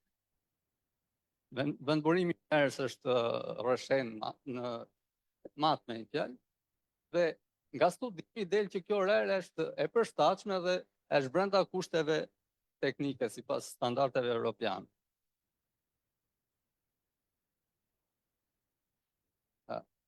Për sa i përket agregatit të ricikluar në këtë rast, që Edhe këtu kemi bërë një granulometri të shpërndarjes së tij, konform standardit evropian. Dhe është bërë për të ditur shpërndarjen e këtij granulometrinë e tij kundrejt përzierjes në total. Tani, vetit fizike, kjo është një pikë të agregatit të ricikluar, kemi studiuar dhe kemi nxjerrë disa rezultate, nga të cilat vërehet, sepse nga që riciklohet, pika absorbimi i këtij, se ka absorbim të lartë se materialet e zakonshme. Për arsye sepse nuk ngelet një brumë çimento aty te ky material, nuk është se shpërndahen veçmas këto materiale. Po gjithsesi, studimet kanë treguar që është shumë në rregull, mund të sillet mirë prapë pavarësisht duke bërë kompozimet e mjaftueshme. Po të shohësh tu, pesha vëllimore është e këtij materiali është më e lehtë se sa materialet natyrore të zakonshme për shkak të absorbimeve ka porozitet më shumë. Në rastin e fjalën e betonin e vjetër që thash, ka një është rreth 26 vjet tani aktualisht. Dhe për këtë kemi bërë testin për të parë vetit fiziko-mekanike të ekzistuesit. Dhe po të shohësh, rezistenca në shtypje e këtij del mjaft e lartë dhe te projekti që ne kemi marrë këtë kampion në dokumentat arshivore të tij, thuhet që ka qenë rezistenca klas C2025. Po ta shohësh, ky ka vajtur 50 megapascal, që i bie C2050, sepse betoni në vetvete me kalimin e kohës shkon drejt atij gurit artificial në përkufizimin e tij. Kuptohet kur përzierja është e mirë që në gjenezë, që kur është prodhuar, jo se ka raste që edhe degradohet për fat keq, kemi shumë shembuj. Për sa i përket tani metodologjisë mix design që është bërë në laborator, duke marrë parasysh sa më sipër elementet që ishin ndihmës për këtë mix design. Në rastin në fjalën e kemi marrë 55% rrer dhe 45% rrer natyrore dhe 55% agregat të ricikluar. Duke shtuar këtu janë bërë dy mikse për klas projektimi që ka qenë dhe objekti vjetër ka qenë C2025 dhe kemi marrë dhe klasën 2530 në studim. Nga kompozimi dhe dalim në konkluzionet e kësaj e procesit. Së pari kemi bërë betonin e freskët, i cili në bas kompozimit vendis testet dhe në rastin ton janë bërë 3 teste që mendoj më kryesorët, se ka dhe të tjerë, po për 2 klasat. E po të shohësh, konsistenca e betonit është e mirë, kundrejt tu rol të rëndësishëm kanë aditivet, të cilët bëjnë që të punueshmëria të rritet, duke ulur atë të pamshmin raportin ujë-çimento që është shumë i rëndësishëm për betonin në tërësi. Vlerat janë dhe ka diçka në rastin, meqense ne thamë dhe në fillim që kanë një këto lloj agregatesh kanë një porozitet më të lartë, absorbim më të madh, dhe për këtë drejt për drejt del në peshën vëllimore që kanë këta, e kanë më të ulët se sa betonet e zakonshme. Dhe betoni zakonisht, dhe në rastin tonë është 2390 ose 2400 kg për metër kub, ky ka dalë te 2300, ta një përqindje rreth 5% ose më i ulët se sa. Dhe kjo është një mjaft interesante sepse ndikon drejt për drejt dhe në volum. Me një fjalë përfiton dhe në volum në këtë rast, në peshën totale. Tani, kam krahasuar vlerën e betonit ekzistues me këto dy mix designet që kemi hartuar në laborator. Atëherë, rezistenca e betonit ekzistues ka vajtur rreth 50 megapascal, në tërësinë e saj rreth 2 fishi i vlerës menduar projektuar, se thjesht nuk është se kam testin e asaj kohe, po në projekt është 250 ose C20-25. Kurse 2 klasat e projektuara kanë dhënë rezultate mjaft të mira në rezistencën e tyre, duke marrë parasysh edhe një koeficient siguri për një klasë probabilitar, që është mbi 95% zakonisht i devijimit standard me fjalë shumë e rëndësishme a pjesë, dhe po të shohësh se 20-25 ka dalë në kufirin 28 ditor 31 megapascal apësisht. Ka një plus 5 megapascal, siç e kërkon dhe standardi i projektimit. Të njëjtin gjë pak a shumë kemi edhe në rastin e klasës C25-30. Atëherë, për të tre rastet që folëm janë të përmbledhura vlerat që kanë dalë si për betonin ekzistues, betonin e ricikluar, përfituar nga riciklimi për 2 klasat. Rezultatet janë mjaft të kënaqshme për 2 rastet, se ekzistuesi është ai që është, nuk po thjesht e kemi marrë si referencë që kurdo herë duhet të dimë si është gjeneza e tij dhe të shkojmë në hartimin e përzierjeve të tjera që të dalim në një konkluzion. Rasti në fjalë është edhe material lumi, i cili për fat të mirë ka rezistencë shumë më të lartë, sepse është logjika që gjatë transportimit në lum ai ka hequr ato elementet e këqij. Thjesht dhe rasti është që është edhe i nështruar thyerjes, pavarësisht 1% e mirë thyet edhe vetë nga transportimi. Dhe në këtë rast, ndryshe nga materialet e malit, këto janë materiale më e kanë këtë fitimin ose nuk kanë degradim, e kanë më të ulët, sepse te materiali i malit kuptohet, është edhe fenomeni pilqeror aty që i cili ecë në të kundërt. Tani, për sa i përket studimit, ne kemi arritur në disa konkluzione në rastin e fjalë. Tham që absorbimi i ujit në agregatin e betonit të ricikluar është mjaft i lartë në krahasim me agregatet natyrore. Për këtë efekt, përzierja e re e betonit nga agregatet e ricikluar kërkon më shumë ujë për 1 metër kub beton. Ne e tham që ishte rreth 4% absorbimi, ndërkohë një inert shkonte 0,5-0,7% për rastin e agregatit të trashë. Kjo e ka shumë më të lartë. Por është duke bërë nga studimet ka dalë prap shumë premtuese.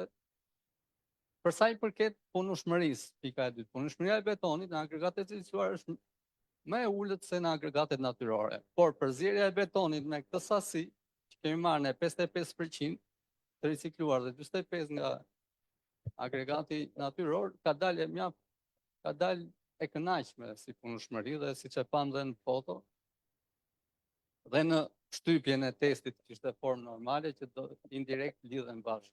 Kurse dënësia e betonit, në rastin e betonit ricikluar, thamë është rreth 5% më e ulët se sa betoni normal me agregate natyrore. Dëndësinë po e thamë që ka më të ulët se agregati natyror. Për shkak të këtij densiteti përfitohet nga firmat e ndërtimit ose edhe nga vetë, sepse edhe në strukturë është një peshë më e lehtë se sa pesha e betonit normal. Kurse nga një test që është mjaft i rëndësishëm është depërtueshmëria e ujit kundrejt presionit të ushtruar, e cila ka dalë mjaft e kënaqshme dhe pothuajse aty me betonin me agregate natyrore. Tani, për sa i përket këtij studimi dhe mbar studimeve që kemi kërkuar dhe nëpër botë, del që mirë është po japim disa rekomandime si ndoj unë personalisht, ndërsa studimet kanë treguar se agregatet e ricikluara mund të përdoren si agregat për beton të ri, atëherë është në lind e arsyeshme që specifikimet ekzistuese të materialit të ndërtimit në rastin që kemi duhet të rishikuar dhe inkurajuar përdorimin e këtij agregati të ricikluar për betonin e rinj. Një hapësirë e rëndësishme në ruajtjen dhe inkurajimin e riciklueshmërisë së betonit është aftësia për të ndarë materialet dhe është për të ndarë materialet kundrejt produkteve si lëndët shtesë që kanë tulla, gur, produkte polietileni apo minerale që të ndryshme. Dhe këtë disa shtete kanë arritur deri në 80-90% ta pastrojnë këtë material. Me një fjalë, do me thënë që në një strukturë s'kemi vetëm betonin, kemi suvan, kemi materiale të tjera, tullën, që është një element mjaft i konsiderueshëm, sidomos në vendit tonë. Objektet po kanë kaluar periudha të gjata mbi 50 vjet dhe studimet pak a shumë këtë trend ndjekin. Dhe është mjaft me rëndësi kjo pjesë e ndarjes së këtyre.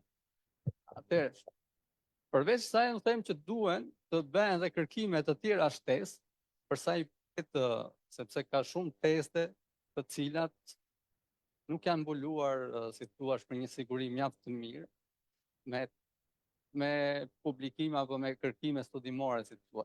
Dhe për këtë rast mund të përmendim disa teste si cikli ngrirje-shkrirje, jetëgjatësia e betonit të ricikluar, me fjalë të studiohet si do eci ky në krahasim me betonin ekzistues, po e quajmë me materiale natyrore, absorbimin, rezistencën ndaj zjarrit dhe teste të tjera që mundet të riben. Dhe një gjë më me interes është edhe modelimi, si thua, strukturor, të modelimi një kolone, një trau që mund të bëhet në shkallë zvoglimi, kuptohet, dhe është një gjë që këtu shikojmë dhe sjelljen midis betonit dhe ekurit në rastin e betonit ricikluar. Tani, përmendëm dhe pjesën e rerës, që ishte të rëndësishme që nga këto humbje të moset, shkoj dhe rera dëmë, si të thuash, ose dhe këtë e përdorim për shtresa rrugore, dhe nga eksperienca në laborator dhe e imja, zgjedhja e këtij materiali në rrugë mund të përdoret në asfalt, si piller quhet ose pluvri. Ka një sasi pluri që është i rëndësishëm në asfalt, dhe ky mund të përdoret mjaft mirë, mund të përdoret në veshje tombinosh, trotuare, kanale si shtrese parë, sepse për shkak të kësaj pH-it që ka ky, është afërsisht pH-it neutral të kuarcit, rerës kuarci është rreth 7, dhe rasti i materialit ricikluar e plotëson këtë kusht. Dhe është mjaft i rëndësishëm sepse ky eliminon ato bimësit që mund të ketë rera natyrore, lëndë vegetative, madje mund të ketë dhe ujërat kripra dhe këto. Tani në këtë studim janë marrë parasysh disa standarde, dhe kryesisht janë standarde evropiane.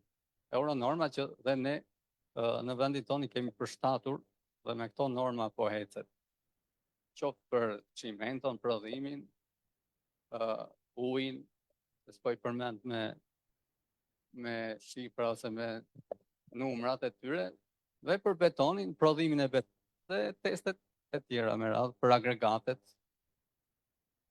Tu përmendim dhe disa nga literaturat, janë të shumta studimet në botë mbi riciklimin, por ndërtë kam përmbledhur disa raste që dhe, si të thuash, dhe programe, për shembull, programet e Kombeve të Bashkuara për mjedisin, për shembull, është një UNEP, në rastin ka publikuar një raport në 2022, që është mjaft interesant për sa i për komplet mjedisit nga ana e riciklueshmërisë. Kemi dhe raste të tjera si Agjencia Ndërkombëtare e Energjisë, Agjencia Ndërkombëtare e Mjedisit, të cilët raportojnë dhe nuk është për moment nuk është e nevojshme të shprehin çfarë raportojnë sepse kanë atë morinë e tyre. Kemi edhe disa studime mbi efektet e këtyre materialeve të ricikluara. Ja u qa gabimisht.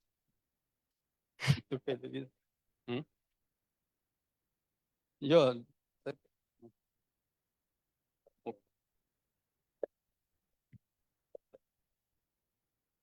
jo, mirë që vajtë në fund, po pse të... Po vajtë janë. U gje. Tash s'ta harron. Erës tjetër në kemi parë. Atëherë është i thamë dhe literatura të përdorsh. Unë desha të, në qoftë se kemi dhe kohë, janë disa materiale interesante në botë dhe mbase janë më me rëndësi, po anashkaloj se falenderimi është në fund, po anashkaloj këtë pjesë. Atëherë është në botë janë disa vende që kanë dhe standarde të miratuara për riciklueshmërinë. Rasti po përmendim disa, siç është Gjermania, ka një komitet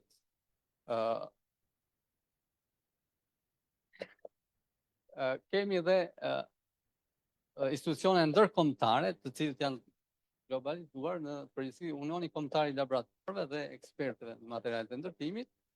Ndërto kemi dhe disa shtete si Hollanda, Belgjika, Danimarka dhe Anglia, Mbretëria e Bashkuar, dhe interesante është sepse përmendin sa përqind duhet të fusim ne si agregat të ricikluar. E kjo është një pikë e rëndësishme.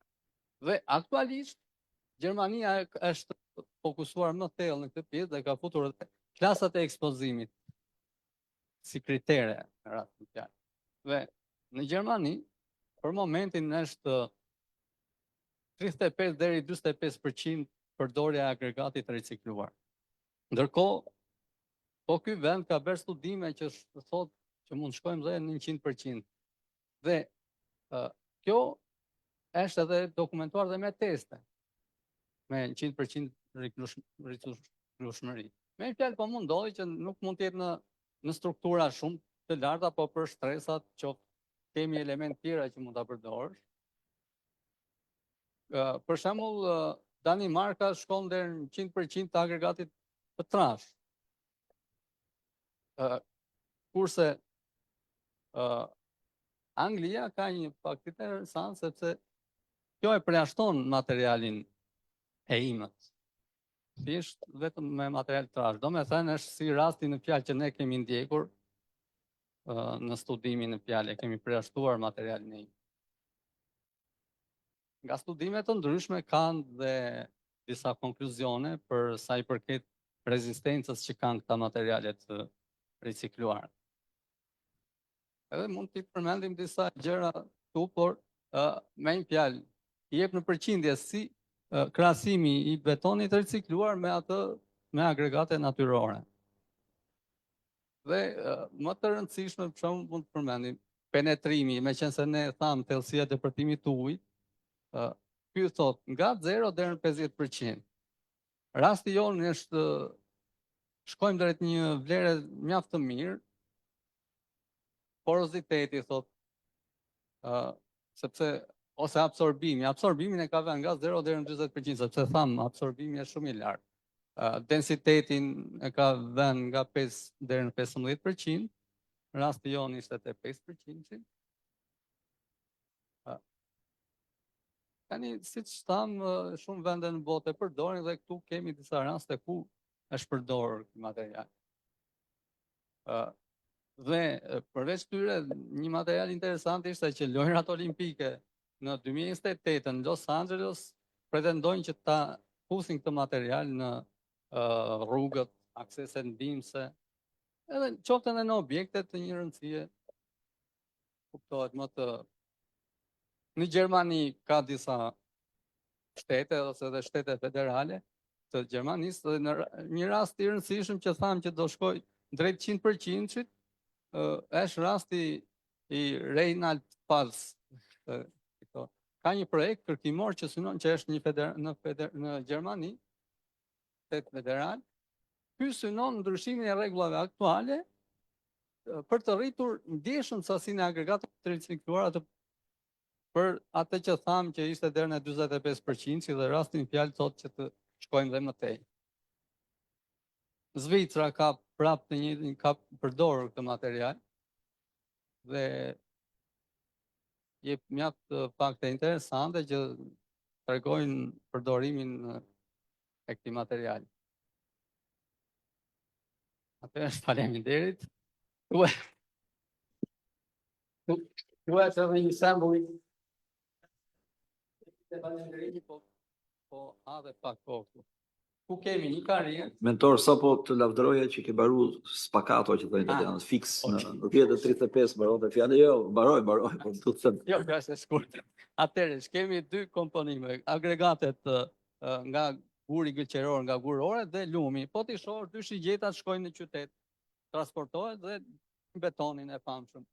Ndërkohë këtu na del një shigjet e kuqe te ky i lumit, ku për shkak të erozionit ura ka dalë kështu majër.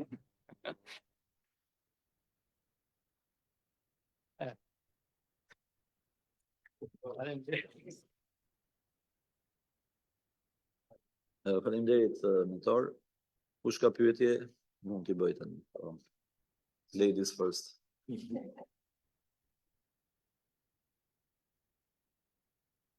Shumë shumë sensibël. Unë jam Merita Guri, shefja e Departamentit të Inxhinierisë së Ndërtimit në Universitetin Polis. Tani folëm për sa i përket riciklimit të betoneve. Pika e nxehtë në këtë problem është përcaktimi i sasisë së ujit përkundrejt një sasie të caktuar çimentoje.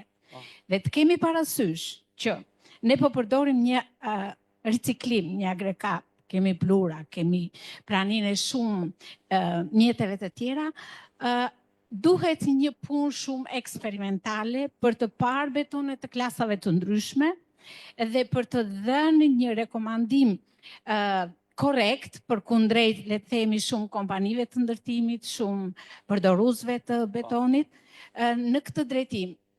Ju, si institut ndërtimi, a keni një eksperiencë të bazuar mbi këtë gjë eksperimentale, apo në ndihmë të kompanive ose në ndihmë të sektorit të ndërtimit? Shumë faleminderit. Tani faleminderit dhe pyetjen ishte mjaft me vend dhe pika më kryesore dhe është edhe absorbimi ujit që don më shumë ky material. Tani në studime edhe në botë, në rastin fjalë nuk është se s'kemi hyrë në shumë detaje të këtyre klasave të ndryshme, por ka të detajuara të pjesën e përdorimit të ujit dhe shqetësimin që e thamë që ndodh për efekt të rritjes së raportit ujë-çimento. Dhe për këtë arsye përdoren shtesa si aditivët, që rastin fjalë është një aditiv shumë i mirë dhe ka një rrjedhshmëri që cillet shumë mirë me betonin dhe këto e ulin në mënyrë jo, edhe praktikisht është bërë. Kanë në kërkime të ndryshme kanë pjesë që e trajtojnë. Dhe jo, pa diskutim, dhe po të shohësh në studim thot ai absorbimi, po meqense këtu është një thot nga 0 deri në 30%. Dhe ky e përmend që ndryshe është në një studim, ka dhe studime që absorbimi ky material e ka të ulët, me fjalë këto janë studiuar ka literatura të ndryshme, unë kam përmendur disa këtu, po kemi shumë dhe shumë të tjera.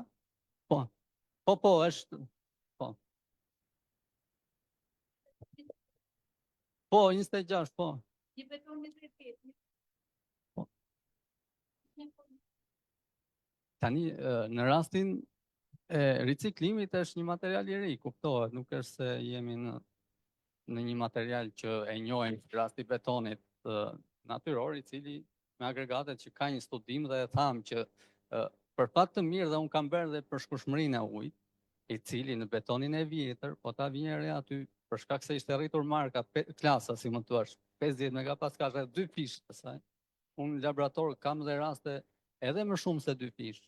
Por kjo është një pikë pyetje që prap, sepse Eurokodi e jep deri në 1.4.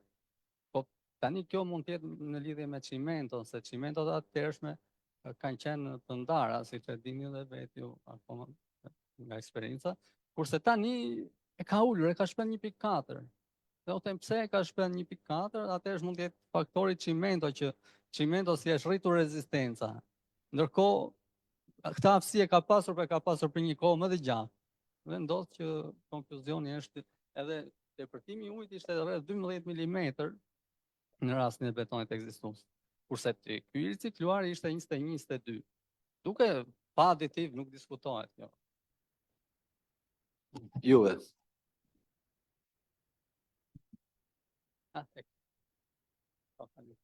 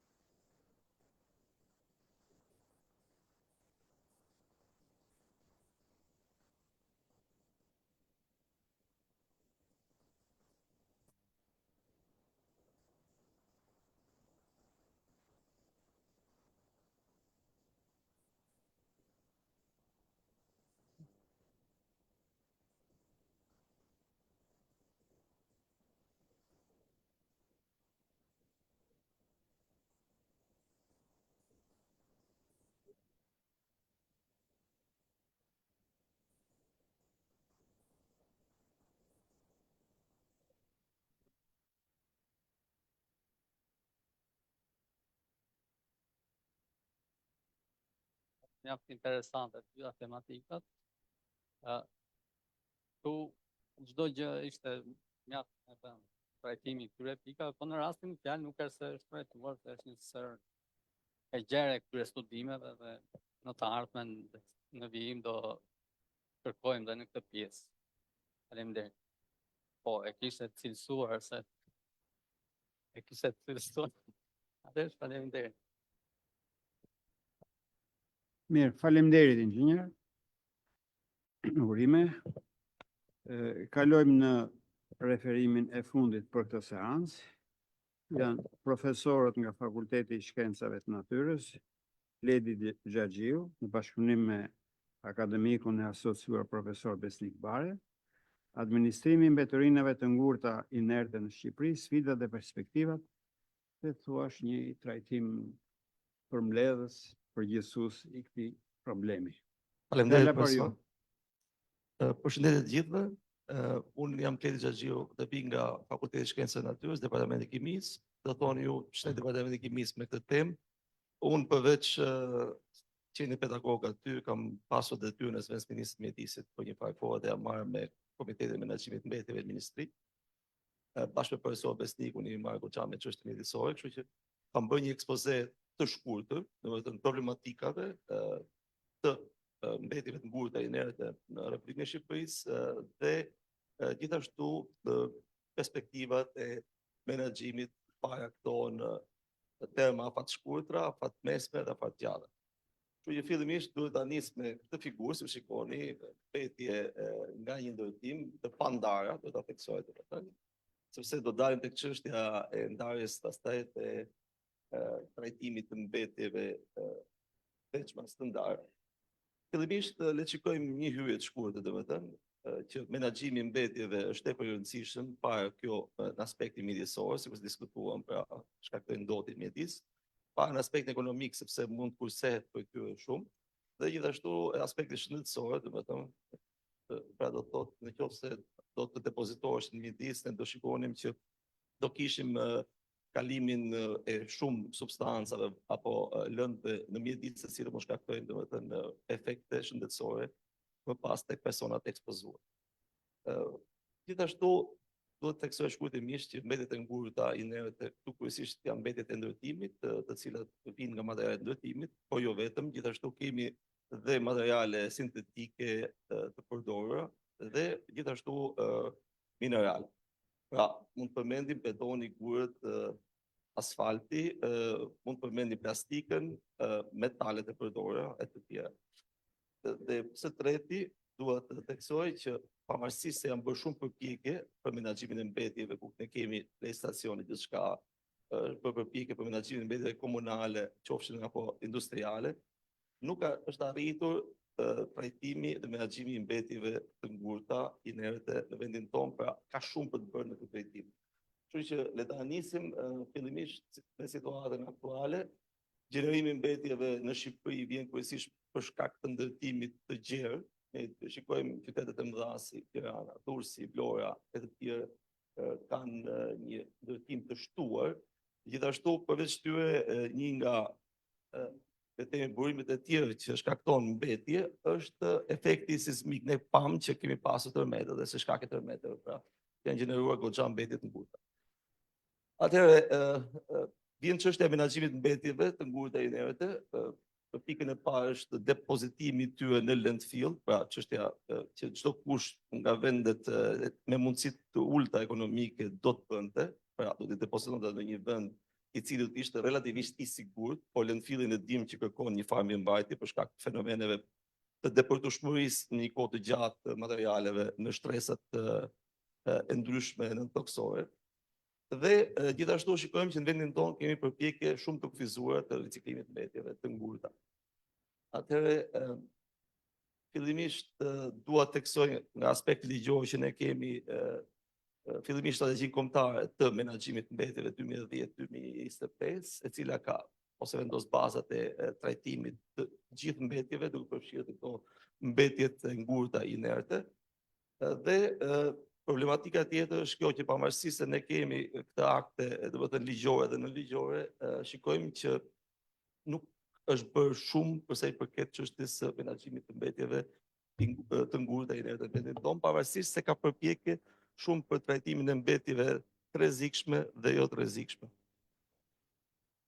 Atëherë arsyeja, domethënë e menaxhimit të le të themi aktual relativisht të dobët të mbetjeve në vendin tonë është kemi një infrastrukturë të kufizuar të trajtimit të tyre. Ta theksojmë aspekti i parë është mungesa e agregateve, pajisjeve apo mjeteve për riciklimin apo për domethënë riciklimin dhe mundësinë e ripërdorimit të këtyre materialeve. Pastaj kemi që fokusi kryesisht është vendosur në asgjësimin e këtyre mbetjeve, pra do thotë ne mundohemi që të kalojmë ato në landfill dhe jo t'i ripërdorim, meqenëse diskutuar goxha gjatë në prezantimin më parshëm që ekziston mundësia e ripërdorimit të këtyre mbetjeve. Madje edhe në shkallën 100% do ishte diçka shumë interesante. Kemi depozitimin e palishëm, që pothuajse ndodh kudo, kryesisht në zonat periferike, domethënë në zonat rurale, dhe mungesa e ndëshkueshmërisë për këtë fenomen. Tjetër kemi mungesën në ndërgjegjësinë publik, shumë pak din, duke filluar që nga nxënësit tek studentët, shoqëria civile, pra, dhe jo vetëm kaq, por edhe ndërtuesit vetë, domethënë stafi i përgjegjës ndërtimit ka pak informacion lidhje me çështjen e menaxhimit, le të themi, të integruar këtyre mbetjeve.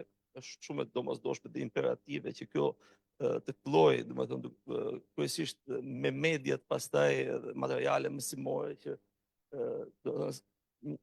shoqëria civile dhe ndërtuesit të sensibilizohen lidhje me çështjen e ndarjes dhe menaxhimit të mbetjeve të ngurta. Dhe gjithashtu do të theksoj që është mungesa e mekanizmave ekonomik për nxitjen e minimizimit të mbetjeve. Këtu do të theksoj çështjen e parë është tarifimi landfill. Nëse ne vendosim një taks më të lartë, atëherë detyrimisht ndërtuesit nuk kanë ku shkojnë, do fillojnë të ripërdorin të mbetje sepse nuk duan ta pagojnë atë taks. Nga ana tjetër themi që këtu nuk ka treg për materialet e ngurta të ricikluara. Pra edhe nëse riciklojmë ne, kush do t'i përdorë këto materiale nëse nuk ka treg që mund t'i përtitej ato. Pra kjo është një dizavantazh do të theksuar dhe ajo që duhet të theksojmë më pas është pjesa e kufizimit financiar. Për të arritur dhe për të pasur një riciklim të mbetjeve, sigurisht do duhet të investohet në drejtimin e ngritjes agregateve apo pajisjeve ricikluese. Kështu që kjo kërkon natyrisht kosto fillestare që janë relativisht të larta dhe duhen mbuluar qoftë nga kompanitë përkatëse që marrin përsipër këtë apo ndoshta për shkak të bashkëpunimit me organizmat tuaj, të cilat mund të bashkëfinancojnë në hapat e parë të drejtësisë. Tani, çështjet çfarë shkakton depozitimi i këtyre mbetjeve në mjedis, fillimisht shkakton çështja e parë është degradimi i mjedisit, pra depozitimi i palishëm i këtyre mbetjeve shpijen degradimin e tokës, ujit dhe vetë shkatrimin e ekosistemit. Gjithashtu, duke depozituar mbetjet mjedis ne humbasim një material të vlefshëm, sepse tham mbetjet nuk janë mbetje pa vlerë, por faktikisht ky është material me vlerë. Pra fjala veturina që ne përdorim rëndom është relativisht e gabuar, meqense ai nuk është gjë tjetër vetë se material i ripërdorshëm, material me vlerë. Vetëm ne duhet të dimë ta ripërdorim. Kjo është. Dhe çështja tjetër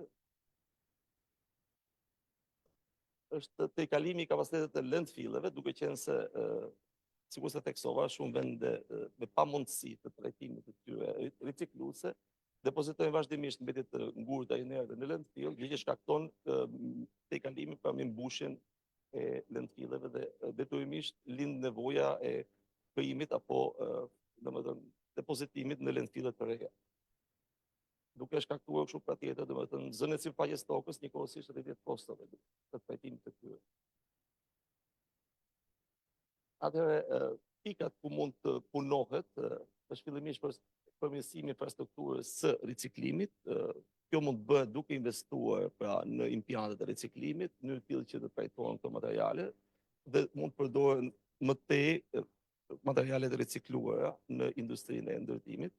Gjithashtu kemi reformat ligjore dhe zbatimi, është forcimi patjetër i kuadrit ligjor dhe forcimi i ndëshkueshmërisë, domethënë do thotë që në qoftë se dikush depoziton diçka në mjedise periferike të zonave urbane apo në zona rurale, patjetër ky kuadër ligjor të jetë i zbatueshëm për çdo domethënë duke u nisur nga parimi që ndodh si paguar në këtë rast.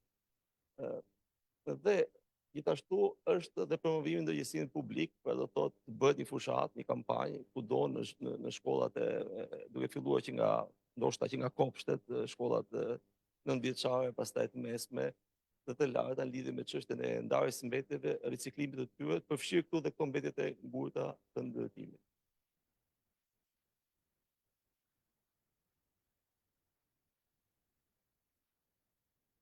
Atëherë, le të themi shkurtimisht disa nga objektivat të cilat mund përdoren për përmirësuar situatën në terma pa të shkurtra është krijimi i regjistrit kombëtar të mbetjeve, të gjenerimit të mbetjeve dhe riciklimit të tyre.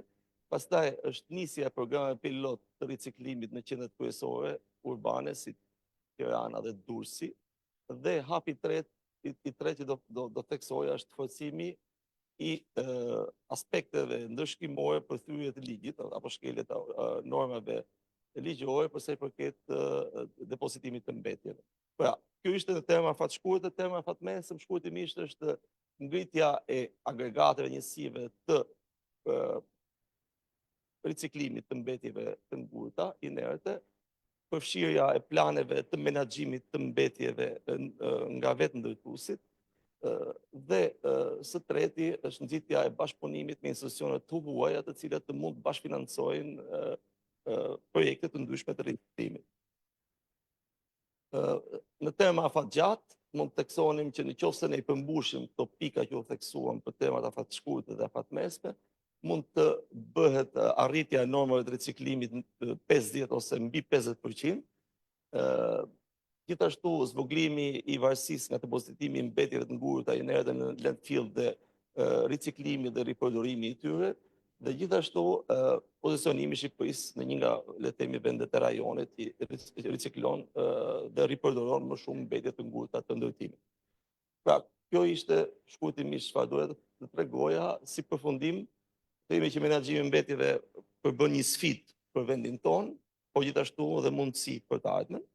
Dhe duke pasur investime në infrastrukturën ricikluese, në reformat ligjore, në fushatat e ndërgjegjësimit publikut dhe në qaset të drejta të ekonominë ricikluese, ne mund ta bëjmë domethënë që sistemi i menaxhimit të mbetjeve në Shqipëri të jetë i qëndrueshëm.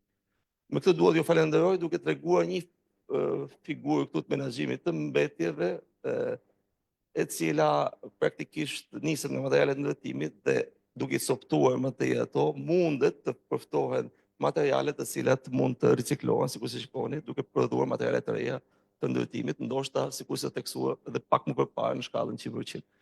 Ju falenderoj për vëmendjen.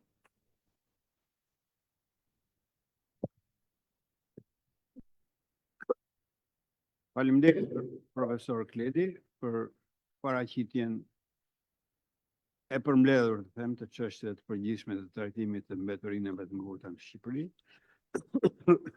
Nëse ka ndonjë pyetje, ndonjë koment. Mund ta bëj një pyetje, lutem? Urdhëroni. Po, faleminderit. Profesor Kledi, në lidhje me menaxhimin e mbetjeve të ngurta në landfille, është mund të për një pyetje domethënë nga kurioziteti. Në dijenin tuaj, keni ju informacion se cilat janë kriteret për pranimin e këtyre mbetjeve, nëse këto do të depozitohen për një kohë të gjatë ose për një kohë të shkurtër? Kemi ne këtu në Shqipëri specifikime të tilla? Unë nuk di të ke diçka të tillë. Domethënë në Shqipëri aktualisht nuk është se ka një dispozit që përcakton, domethënë depozitimin afat shkurtër, afat mes, afat gjatë të këtyre mbetjeve. Thjesht bëhet një depozitimi mbetjeve në landfill dhe këto mbetje pastaj ose landfilli vendoset të vazhdoj në funksionimin e tij deri në mbushjen dhe kur arrihet pastaj shkalla e mbushjes përfundimtare, rasti më i mirë është kthehet në një zonë ekologjike, sikur është rasti i parkut të Durrësit, domethënë. Nuk e di nëse kjo përgjigje plotëson pyetjen tuaj. Po, faleminderit. Unë e thash edhe pak më parë që çështja e riciklimit, po themi gjetjes së një vendi të përshtatshëm dhe deri diku e sublimimit të materialeve inerte duke krijuar një park ekologjik. Kjo është po themi shkalla shumë iniciative mirë dhe lëvdueshme, po shkalla parë e ripërdorimit të tyre për një motiv tjetër. Po nuk është riciklimi mirëfillt në kuptimin e ripërdorimit të materialeve me një cilësi tjetër, të cilat i shërbejnë ndërtimit.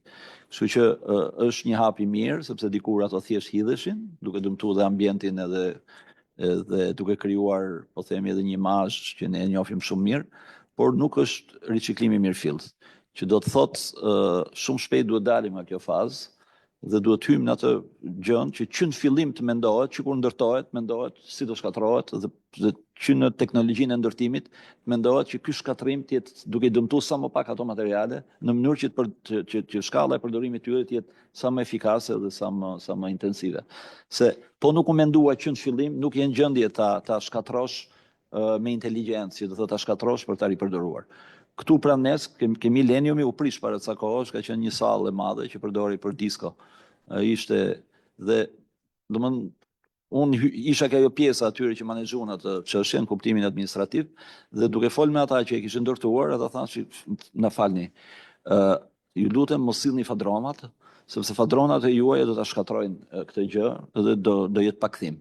Neve na lini vetëm 2 javë kohë dhe ne do ta çmontojmë këtë komplet, tra për tra, ishte konstruksion metalike dhe pjesërisht i kombinuar me, dhe gjithë të trarë ne mund t'i ripërdorojmë. Dhe në fakt ata bën një çmontim shumë profesional, një pjesë që me bullona, një pjesë që me saldime, po u sharruan pikërisht ku qenë saldimet dhe nuk u hodh asnjë cop hekur. Përndryshe po t'ishte shkatruar me shpërthim ose t'i shkatruar me goditje me matrapika apo me kovë, ai materiali ishte krijuar një material inert dhe maksimumi në rastin më të mirë do merrej nga këto kompanitë që riciklojnë hekurin do të çonin edhe një herë për shkrirje, që prapë një shkallë më e ulët se sa ripërdorimi i tyre në formën për cilën ato ishin prodhuar.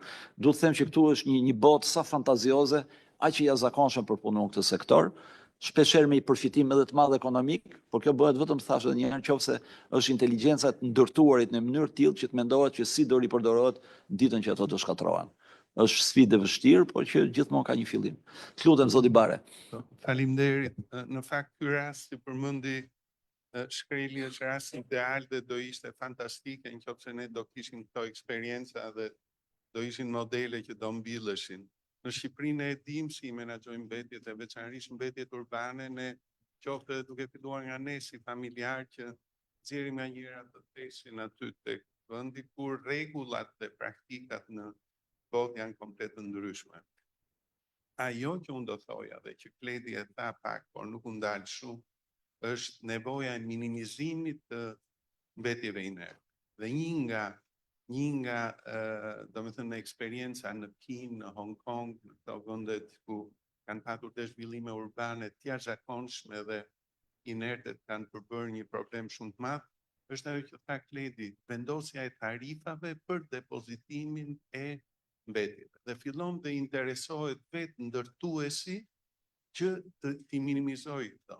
Dhe minimizimi tyre lidhet shumë me edukimin e punëtorëve së pari, vetë punëtorëve, pra ai ta ketë si incentiv ekonomik kur ai gjeneron më pak mbetje dhe njëkohësisht zhvillimi i parafabrikateve, do me thënë prodhimi jo aty në objekt, po që përpara në vendet ku këto prodhohen, materialet caktuara të parafabrikohen dhe të shkojnë aty në mënyrë që të gjenerohet sa më pak mbetja. Po, dhe kjo ka bërë bie fjala në Hong Kong që të kufizohet, të minimizohet sasia e mbetjeve deri në 65%. Pra një minimizim shumë i madh.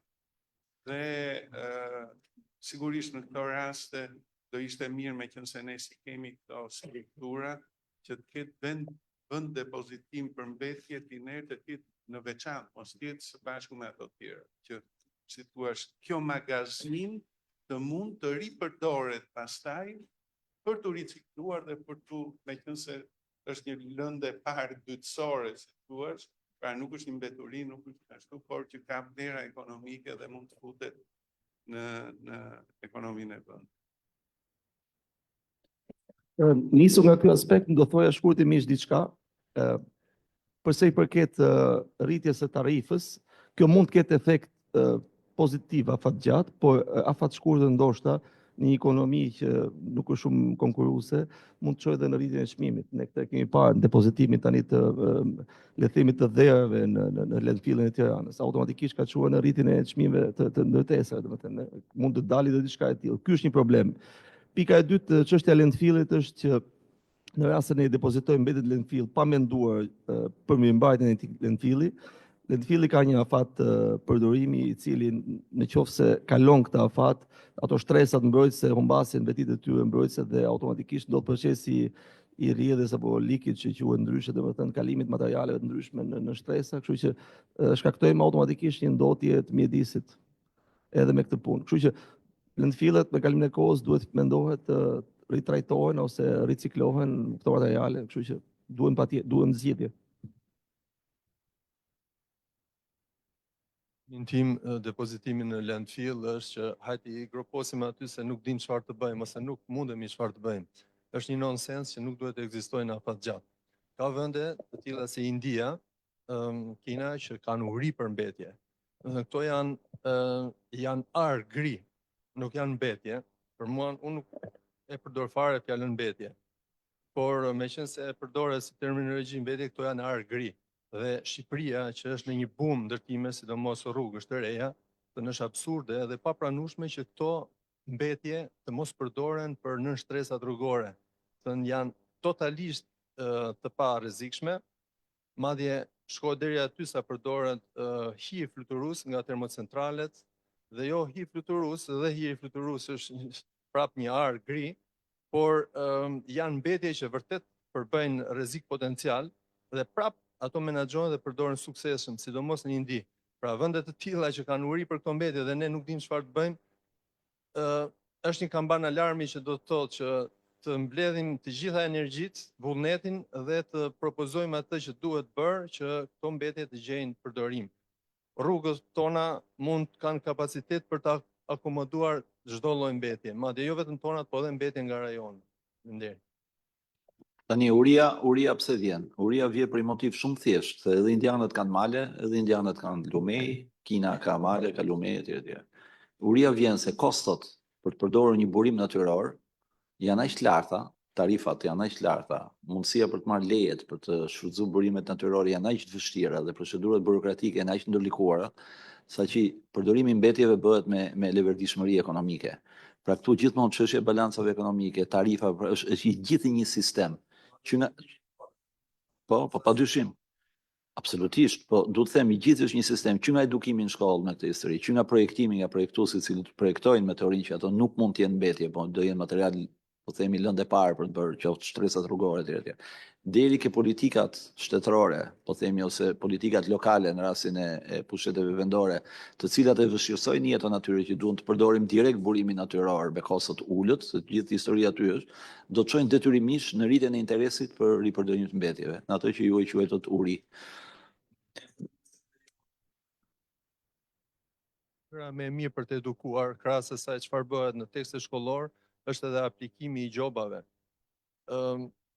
Vetëm në këtë mënyrë mund të ndodhë ndërgjegjësimi. Çfarë na pengon ne apo çfarë na kushton ne që të bëjmë ndarjen e mbetjeve që në origjinë, të mbetjeve shtëpiake, domestike, absolutisht asnjë gjë.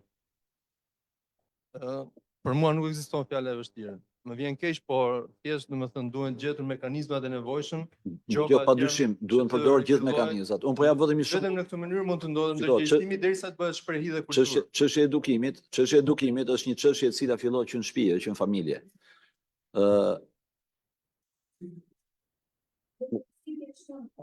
Po unë nuk ndaj komendime. Unë kam jetuar edhe në Zvicër dhe nuk ishte as pak diktaturë që të vinin të sillnin ato mbetjet, atje ke dera e shtëpisë, nëse nuk i çoje në vendin e caktuar, në orarin e caktuar dhe në ditën e caktuar. Absolutisht jo diktaturë.